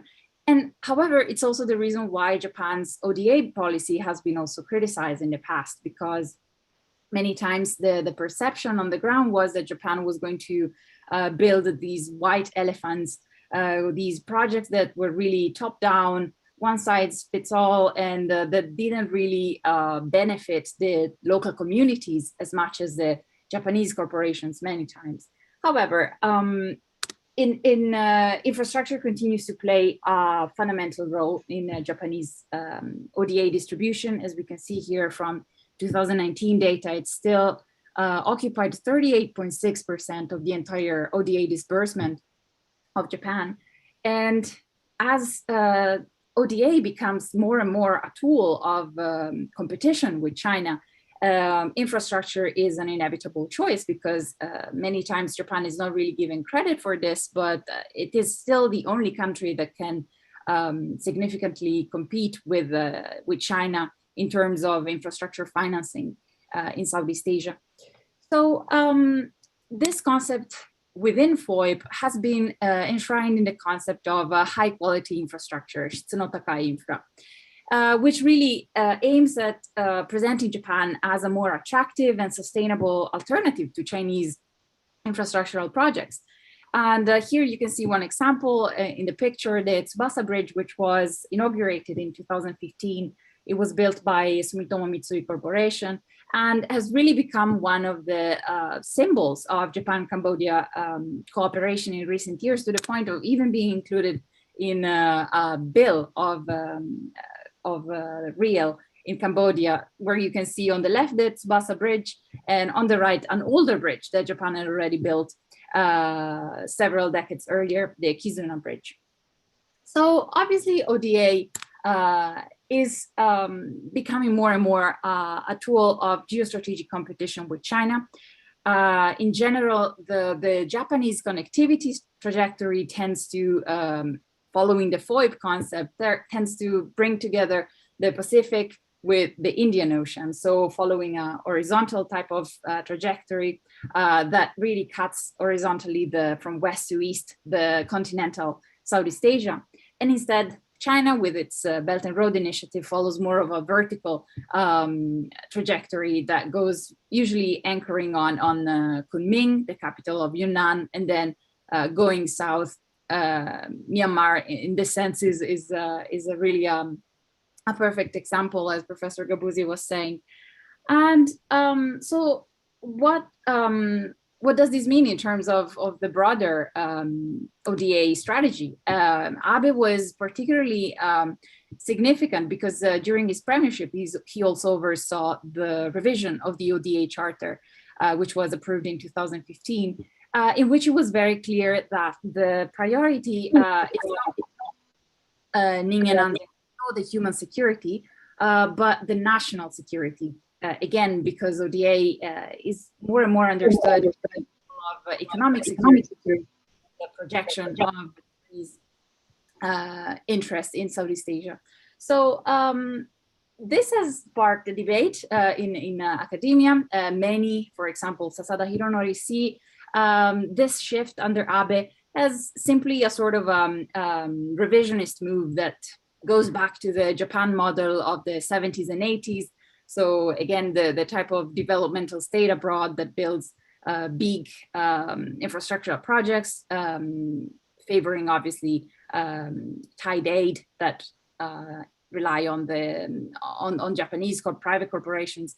But other scholars such as Katada Saori instead say that we should look at it from a more hybrid point of view, because really during the 70s and 80s, there wasn't any of the strategic imperatives that the rise of China has really brought upon Japan, and in bringing Abe to reconsider the role of aid in Japanese outreach in Southeast Asia.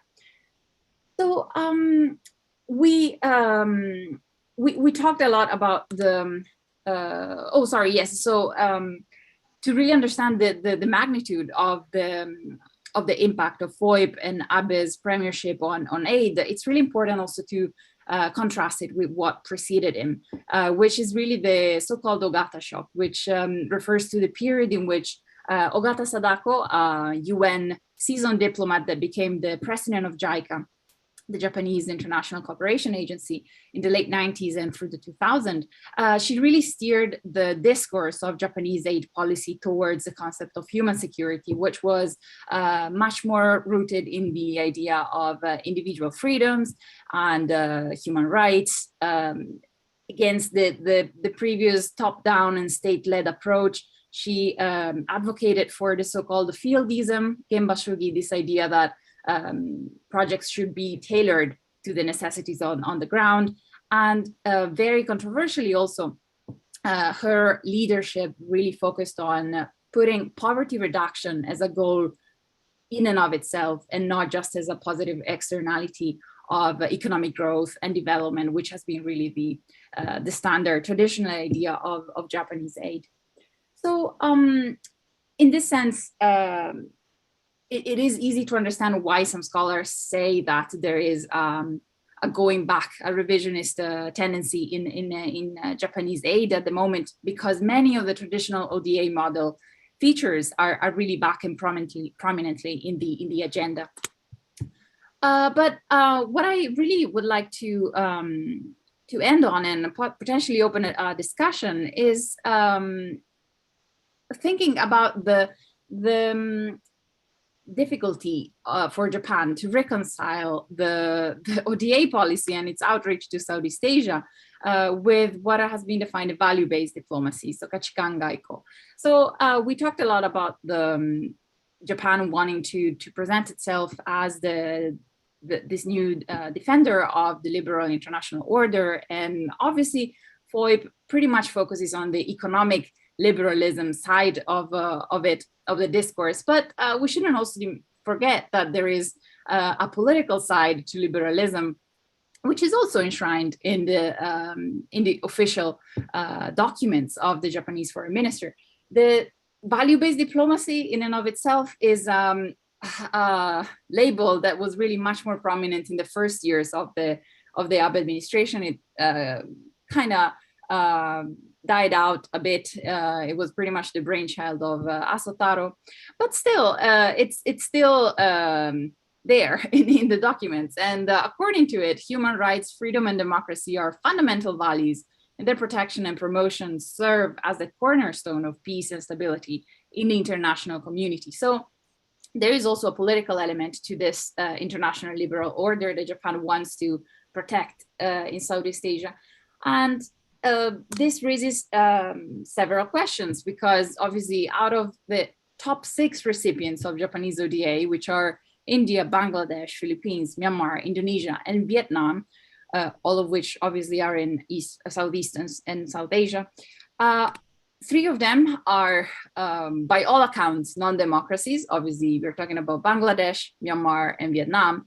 And as Professor Shani was saying earlier, with the Modi administration in India, there has been a lot of debate whether we can still count India as a liberal democracy.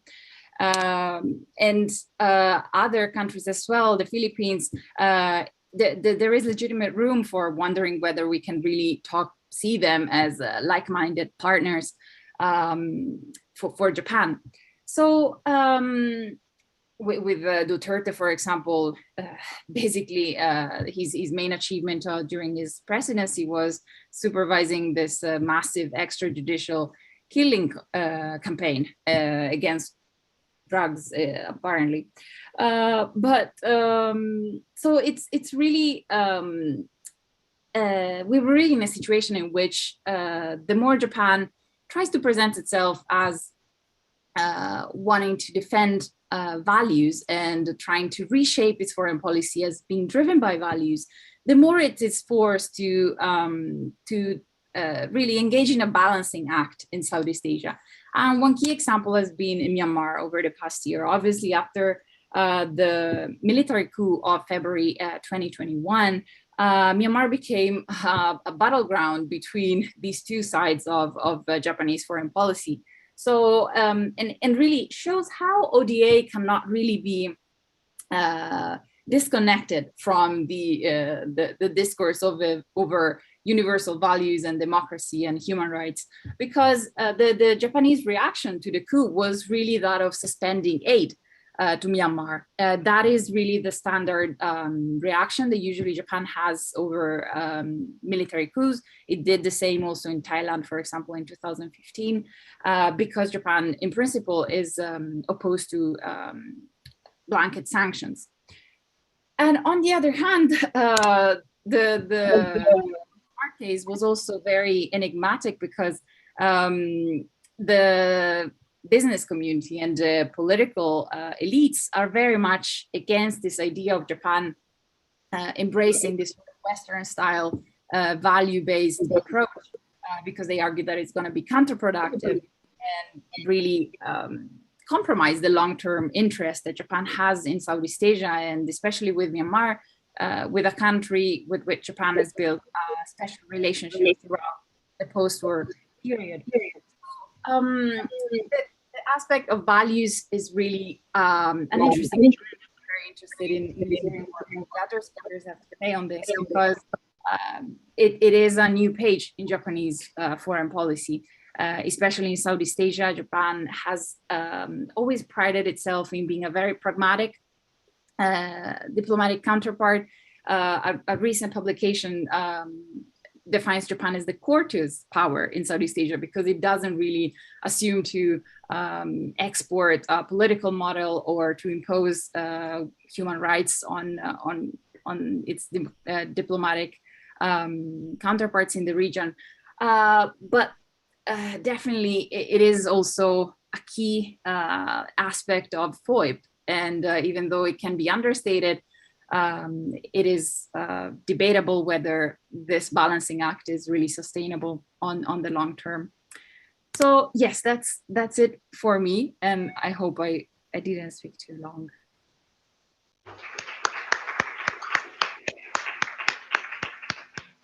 Thank you very much, Giulia, for pointing out this tension between a value-based diplomacy and also the reality on the grounds, which are much more complicated.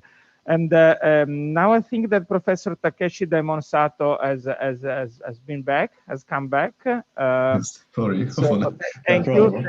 Yes. Yeah, thank you very much. For being with us today. Professor Takeshi Daimon-Sato is at the Waseda University, and his focus for today is China-Japan aid competition and possibilities for cooperation in the Indo-Pacific. Thank you again, and Professor, the floor is yours. Thank you. Okay. So, I apologize for my... I'm currently visiting African country as part of Japan's ODA. Evaluation, and that's is my excuse for delay. But anyway, let me start with the substance. Okay, my name is Takeshi Daimon-Sato, professor at Waseda University, and also a practitioner in various international organizations, JICA, ADB, World Bank, etc. But my today's focus is a political economy aspects of aid, China and Japan. Aid competition and possibilities for cooperation. Since I have been told 10 minutes, I don't have many slides to share, but I would like to share only a few points.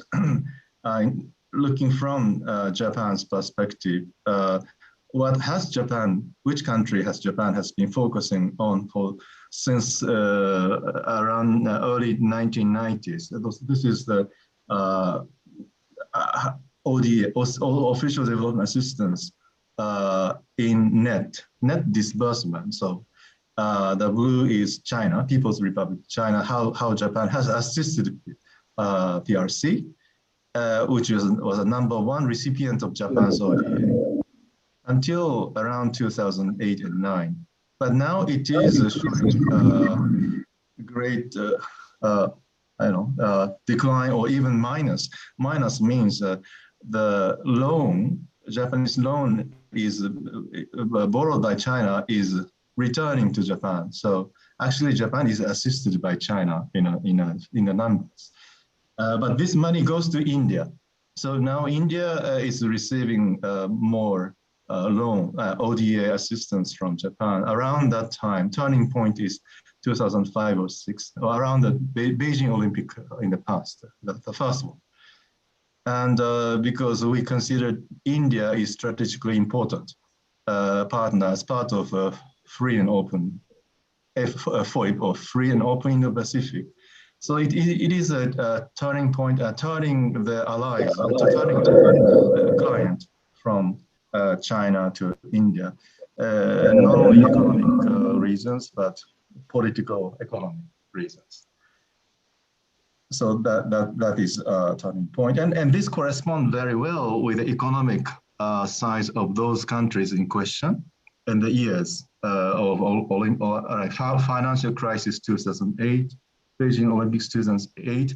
At the time, Chinese economic size just went over to Japan. So they became number 2 in the world economy. Before it was Japan, but China quickly catch up with Japan by 2008. Now it is turning, it is getting to the same level of the all EU economies combined by 2020.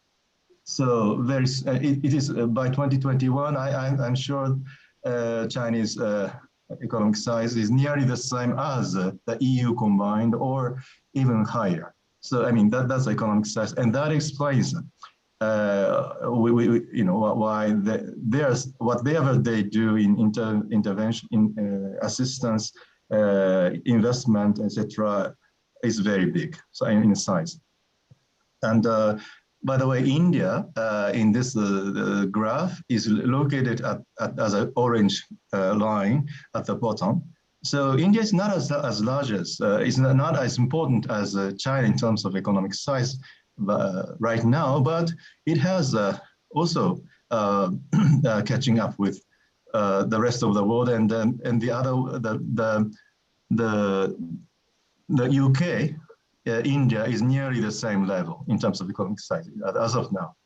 So I mean, China, India is obviously very important economic you know, actors in the world, and that is obviously explains why US is feeling a bit threatened by its position as a World Bank, is a world #1 economic and military powers.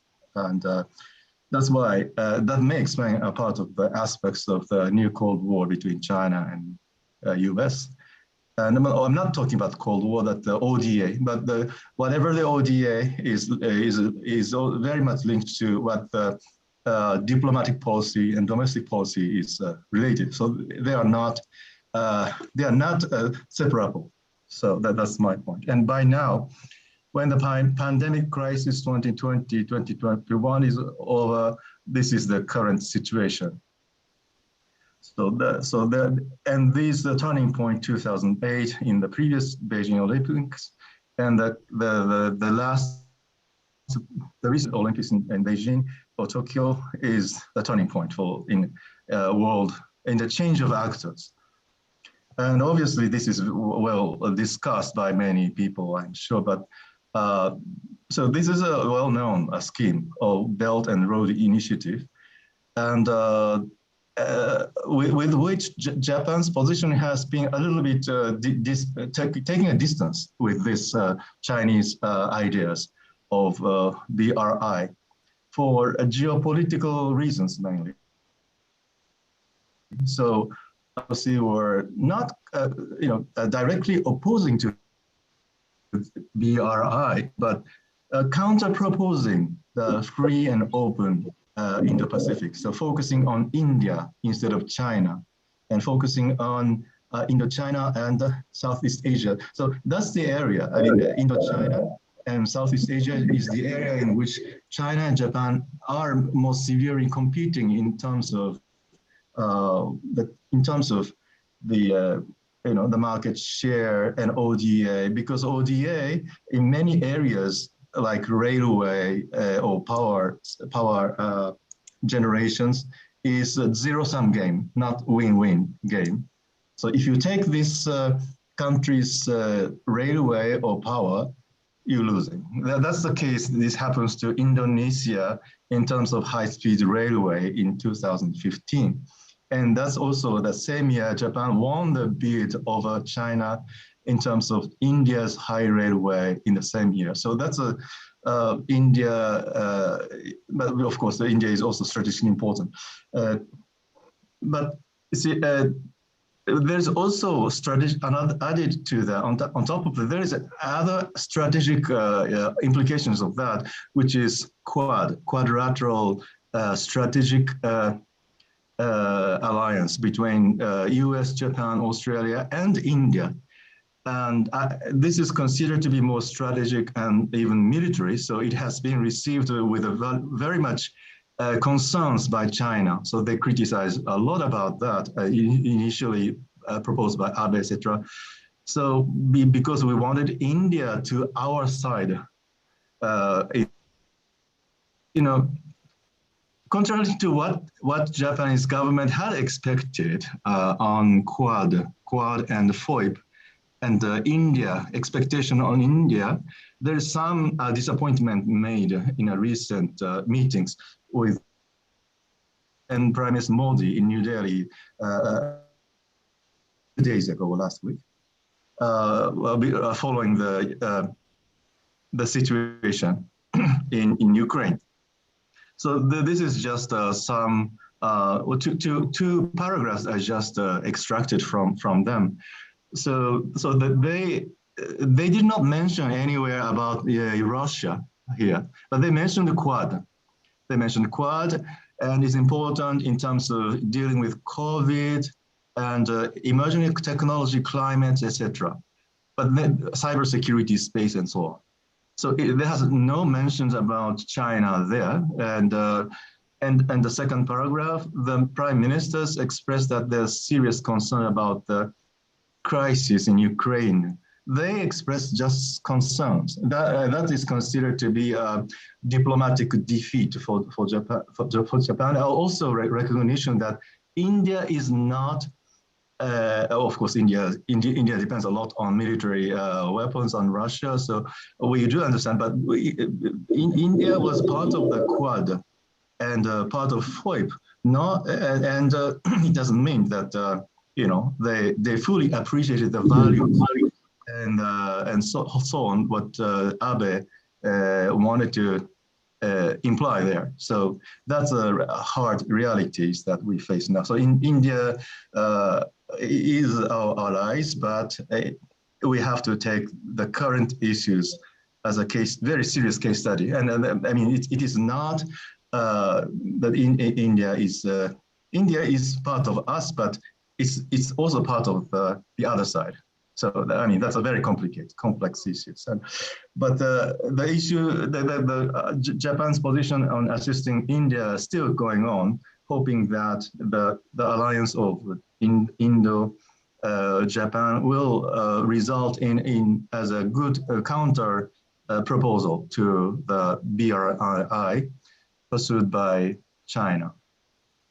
But this is not very much black and white, very clear strategic implications given the current uncertainties in Ukraine and Russia, I think. So that's why I would like to end this with this note without being a bit inconclusive.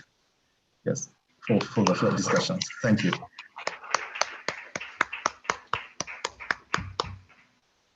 Thank you very much, Professor Takeshi Daimonsato. And now we conclude the list of our speakers with last but not least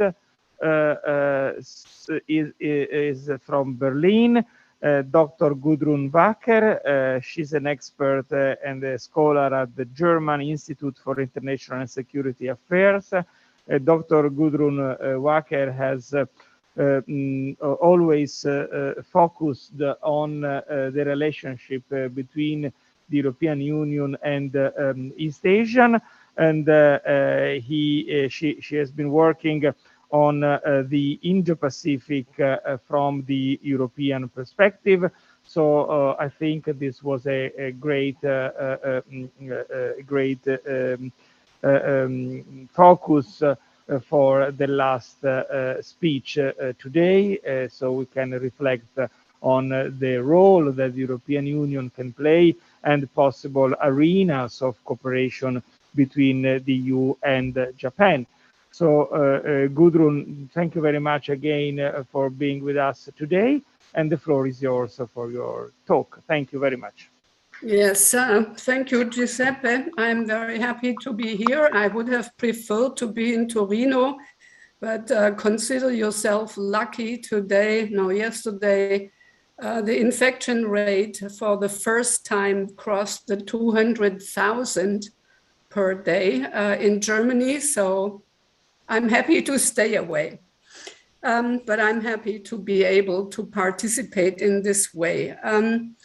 I think I see my task also a little bit being the last speaker and binding together and drawing some parallels here. And the first remark I want to make is that the Indo-Pacific is a construct. And there are vast differences between the concepts, how the Indo-Pacific concept is understood and what the strategy is in the different countries, starting with the 4 members of the Quad, but also ASEAN's paper and then the European approach. So I earlier posted in the chat a few links to some publications that I, with some other people at my institute, did. I also want to say I'm not working for a university. I'm in a think tank, and our task is to advise the German government. Usually they don't listen to us, but I come from a slightly different angle than the rest of the speakers. So let's start with the European Union, and I will not talk a lot about the UK, although it also has declared its own Indo-Pacific tilt. But I will sort of leave out the UK more or less. So for the European Union, this whole coming about of an Indo-Pacific strategy has been a very unusual process, because it was not that the EU sort of rolled out the concept, but it was really a bottom-up initiative started by France in 2018, really. But at the time, it didn't have a lot of support, because France is in a very unique position in the Indo-Pacific due to its overseas territories, its French citizens, military presence, exclusive economic zones, etc. So basically, it's a post-colonial or even colonial presence that France has, and this did not find a lot of support in the rest of the European Union. But after ASEAN published their outlook on the Indo-Pacific, the idea and the concept had a little more traction in Europe, and Germany and the Netherlands published their own, not strategy, but guidelines on the Indo-Pacific. And these guidelines were written as building blocks for an EU strategy. So they were already meant to be leading up to an EU strategy on the Indo-Pacific. So this happened in 2020. And if you know the EU, you can only say that it all happened very fast after that. The 3 countries, France, Germany, and the Netherlands, they got support from some other member states. They pushed it on the agenda of the EU, and you had in spring last year the council conclusions, and then later last year the joint communication, which is now the Indo-Pacific strategy of the EU. I think that the ASEAN members published this outlook made a difference from the European perspective, because before that it was really mainly the Quad countries that pushed the Indo-Pacific concept.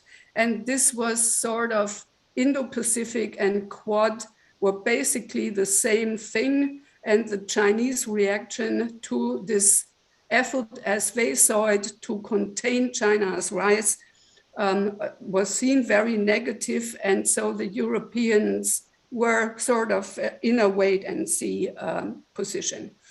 The UK, as I already said, early last year, they also published their tilt to the Indo-Pacific, and they have very ambitious plans there.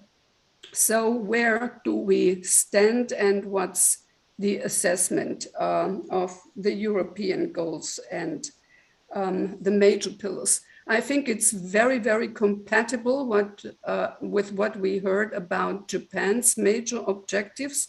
The Netherlands and Germany especially say we are trading nations.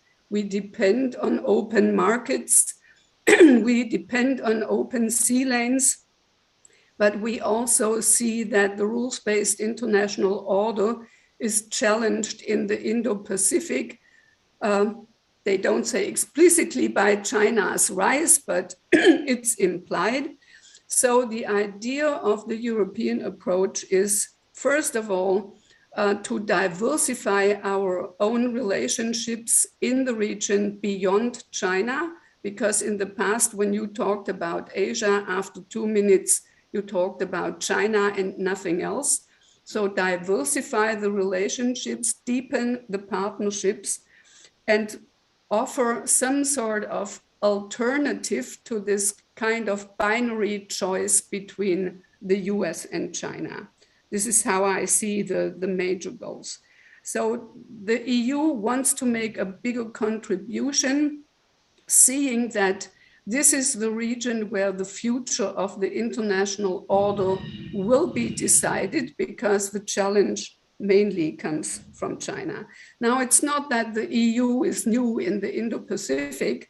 I think it was mentioned that we are the biggest investor in Southeast Asia, for example. So very trade and investment relations exist already. The European Union is the biggest donor for the Southeast Asia, at least. And there were a lot of efforts to become more active in the field of non-traditional security in the past. But one of the problems the EU always had was visibility. I think looking at this Indo-Pacific approach of the EU, it's a positive thing that there is more focus on the region instead of only looking at China. So if you compare it to the United States, the European Union always looked at China in terms of the bilateral relationship, which was very strongly economically determined. And then from a global perspective, so climate change, biodiversity, non-proliferation, that was very much on the agenda of the EU with China, but not the region and not China's behavior in the region. For the US, on the other hand, this is the first entry point. If they look at China, they see it through the lens of the Asia-Pacific or Indo-Pacific or whatever you call it. So I think there is a little bit of an alignment in the perspective, and that's a good thing if the Europeans start to understand the needs in the region better than they did before and see how China is perceived as an actor, even if it's not always very openly stated by the countries in the region. A first summit meeting, not really a summit because it was the foreign ministers who attended, took place this year and in February under the EU presidency of France. So the French really are trying to push the operationalization of this strategy. Now, I come to an unfortunate aspect of the EU strategy, and it has mainly to do with timing. Basically, on the very same day as the EU announced its Indo-Pacific strategy, the US, Australia, and the UK announced AUKUS, and this basically took the headlines. So nobody cared about the EU strategy anymore. everybody wrote about AUKUS and the implications of that. And of course, Europeans are not very happy about that. And then when the forum took place, this was on February 22nd in Paris, it was already overshadowed by the real possibility of a war in Ukraine. So again, in a way, you know, the European agenda for the Indo-Pacific was pushed to the background in a way. So this brings me to the challenges, and there are a lot. And I start with some things that have been raised by the other speakers. One, for example, is the tension between multilateralism and minilateralism, because for the EU, of course, multilateralism is the natural inclination. You know, this is the approach of the EU to basically everything. So they cling very much to ASEAN and ASEAN-centered organizations, while they have a problem, maybe with the exception of France, to deal with these minilateral formats that might be better in actually delivering, while ASEAN-centered organizations are not famous for their effectiveness, let's put it this way. So this is where the EU has to find a way how to reconcile and how to deal with the minilateral formats. Then I think that another issue was raised by Julia with respect to Japan, and that's the values versus interests. I mean, Germany is also a country that never admitted that we even had national interests. Now we do, but the thing is, and this is my personal belief, if we frame this whole, as the US do, what is going on in the world today as the ultimate battle between autocracy and democracy, we will probably miss out on potential partners in the region. And I only give a small example, and this is ASEAN and how they gave a very weak statement on Ukraine as an organization, but 8 of 10 member states voted in favor of the UN General Assembly resolution, and Singapore, which is basically unheard of, even passed unilateral sanctions against Russia. So if we, you know, frame it in autocracy, democracy terms, this will not get us very far, and we will exclude possible partners that share the same interests, which is we don't want to be bullied by great powers. Might does not make right, and we should make this coalition as broad as possible. So this is another big challenge I see.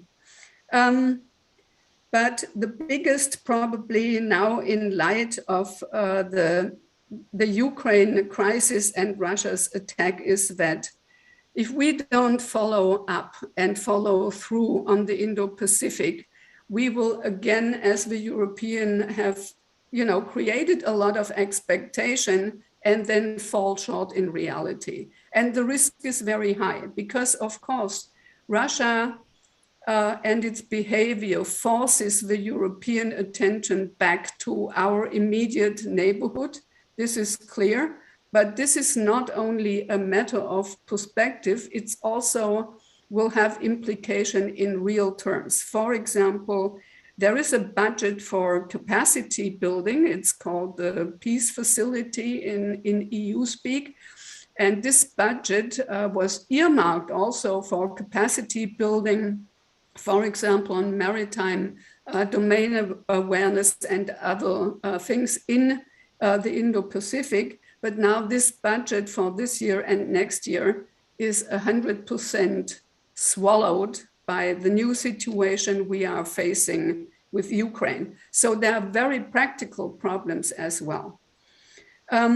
So I see the danger that the EU will, you know, do again the navel gazing, dealing with its own problems and with its neighborhood.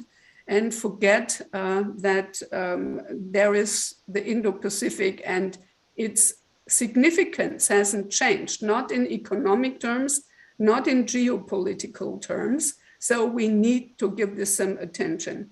And this is basically where I see Japan coming in to conclude, because clearly Japan and its agenda with the Indo-Pacific is very compatible with what the Europeans are trying to do, you know, peace and prosperity, also a strong focus on economic prosperity, which is so far lacking from the US approach, if you will.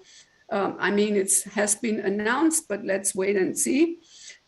We have a FTA with Japan. We have a partnership cooperation agreement. Japan is a partner in the connectivity initiative on the European side, is a member of the G7 and the G20, and it's a partner of NATO. So I think that it will be Japan's task sort of to remind us, you know, to not drop the ball on the Indo-Pacific completely and try to come up with some follow-up, and probably together we can come up with some really visible joint projects in the region that show that we can provide a sustainable alternative to what other countries might offer without any strings attached. This video that we saw in the very beginning this morning, this could also be produced by the EU, but we usually don't do that. What is really scary to me is that the same video could today also be produced by China using almost the same words.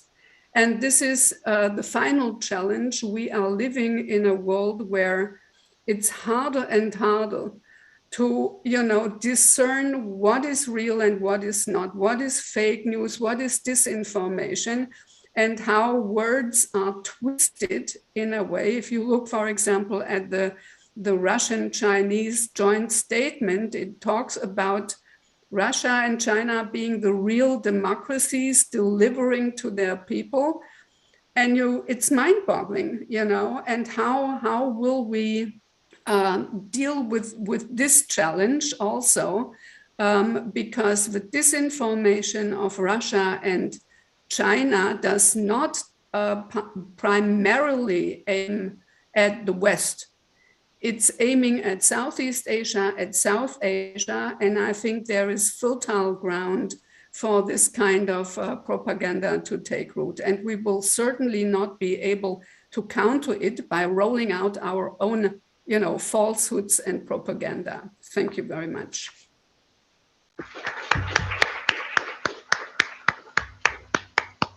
Thank you very much, Gudrun. I think it was a perfect conclusion for today's seminar, and it's a bit also a kind of call to action from the side of the European Union. So, and we are lucky to have people like you focusing on these aspects and reminding us of the importance of the Indo-Pacific for the future, even in these tragic times for the Ukrainian war.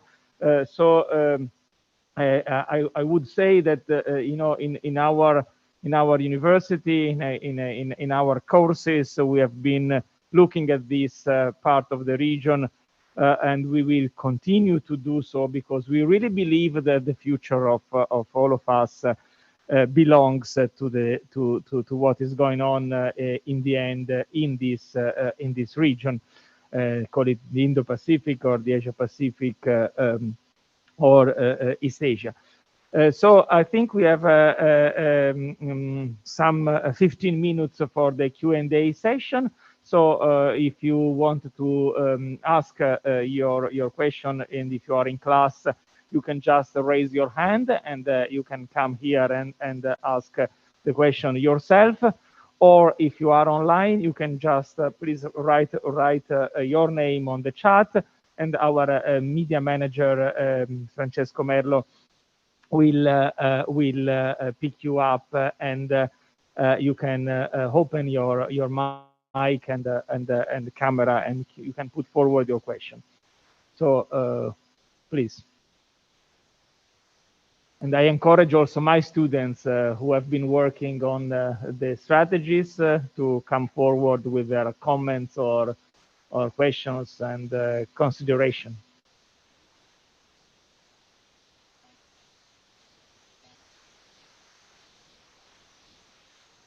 Don't be shy. Okay, James Quinn, come here, please.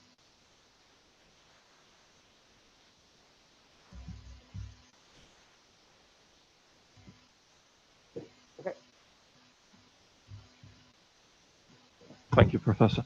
So last week I was sitting here having a presentation with my teammates. We made the presentation on Japan. And I remember I was discussing about Japanese armed forces, and that Japan is one of the countries that spends less on military forces. And with the plan of having a freedom of navigation, shouldn't the Japanese government increase military expenditure?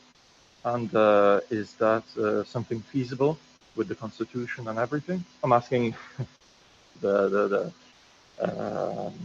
council, of course, because you represent the Japanese government. But of course, anybody else wants to? Other speakers, please. Okay, so the question would be about the military, possible,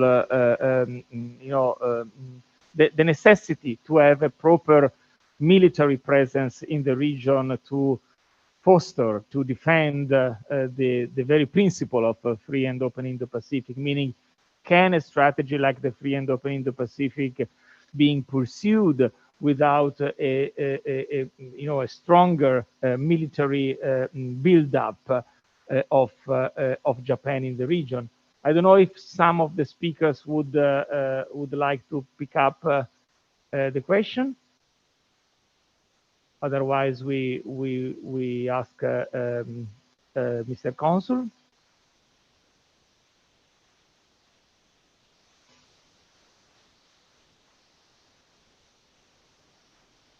Okay, so I think Mr. Consul is your turn.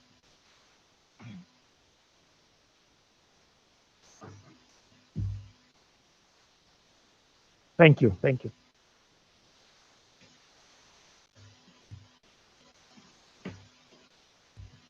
Thank you for questions. Well, I'd like to avoid using the military expenses, defense expenses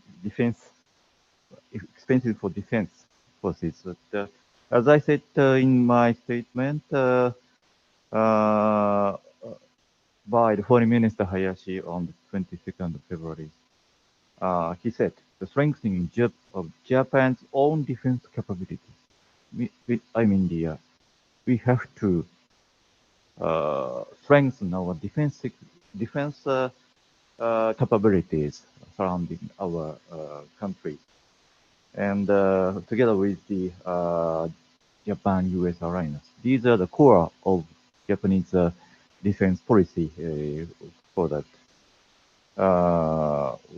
Well, we cannot export military equipment to other countries, but we have to strengthen the capability of defense our country. That's a simple answer. Thank you very much.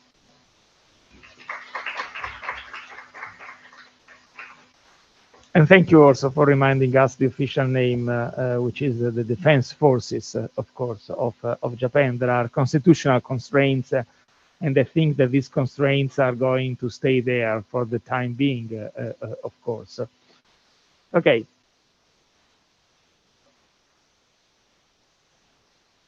Okay, Gudrun, please. Takeshi-san was first. I may quickly add to Mr. Counsel. I know because it's difficult for officials to be very explicit about the statement. So as just a quick compliment. My personal view is, as an expert on the, not a military expert, but expert on strategic issues and its combinations with ODA. And as far as Japan's defense capacity is concerned, I think the defense capacity can be increased by three matters. One is money or budget. Second is the personnel. And the three, which I think is most important, is a strategy or planning. And for Japan, we can increase the money or personnel, but we don't, from my point of view, we do not have a strategy clear in a defense strategy. So before we talk about the budget increase, etc., I think for us to do the capacity by having a clear strategy linked to the diplomacy and foreign aid, etc., within, of course, constitutional constraint. We have a clear policy of nuclear policy of don't make nuclear, don't own nuclear, and don't bring nuclear from outside. But we are questioning and debating the third principles of nuclear, whether we should not bring nuclear from abroad, whether we should talk about nuclear sharing as the case in EU or the case in NATO, etc. But that is still under discussion, and that is also part of the strategy, and which is yet to be decided. And that's my additional point. Thank you. Thank you. Thank you. I just wanted to say, first of all, it's not only a question of money. So I very much agree with Takeshi-san. I mean, look at the German government that made a total U-turn on military expenditure. But the problem will be, can we absorb this money in any way that makes sense, you know? And it makes sense because you have a strategy, and that defines then what kind of capabilities and personnel you need, and not the other way around. To just buy hardware is not the issue. I think Japan has always spent about 1% roughly of its GDP on arms or on the military. And, you know, it has a quite capable Navy and Coast Guard, etc. The issue is, and I think we should really discuss that. What does freedom of navigation mean? What do the US mean by freedom of navigation? What do we mean as Europeans, for example? I think the focus is very much on commercial freedom of navigation, so that the supply chains are not interrupted, the slots remain open, etc. The US definition of freedom of navigation is very much narrowed down to the military kind of, you know, innocent passage. We sail and fly wherever we want, etc. And the question is, where is the challenge for freedom of navigation? Is it to the commercial, or is it to the military vessels that are traversing the region? So these are questions we have to discuss before we say Japan should spend more money on military. I mean, Japan has relaxed its export controls on arms and is even giving some, I think, Coast Guard vessels to the Philippines and Vietnam as ODA. I think Germany would have a problem to define that at ODA, but there you go. So we see gradual steps, but the constitutional restraints are, of course, also important.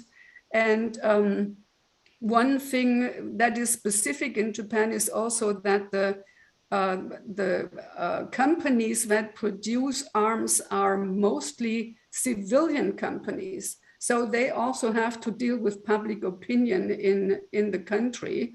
This is usually, these two are separated, which makes it easier. Germany has a military companies, and then we have, you know, other companies.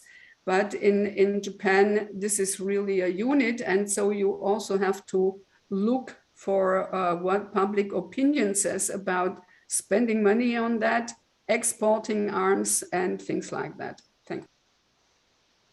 Thank you. Thank you. Thank you, Gudrun. I think we have time for a last one. If there is one, maybe in the chat or in the class, or maybe Gianluca or Giorgio or Julia want to add something or final remarks.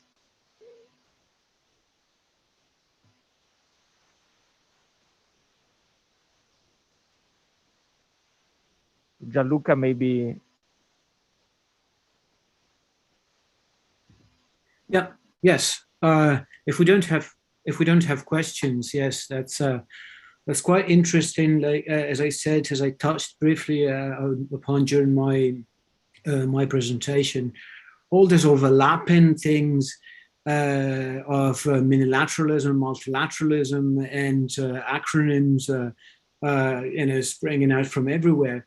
They really, as Gudrun slightly touched upon, they really won't make any difference if we don't understand the convergences and the divergences of different opinions and inside the countries that make the frameworks, that constitute the frameworks.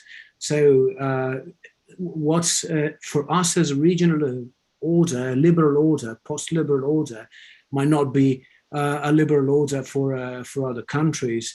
And I really don't see, as Giorgio was also saying about India's stance recently towards geopolitical issues in the world,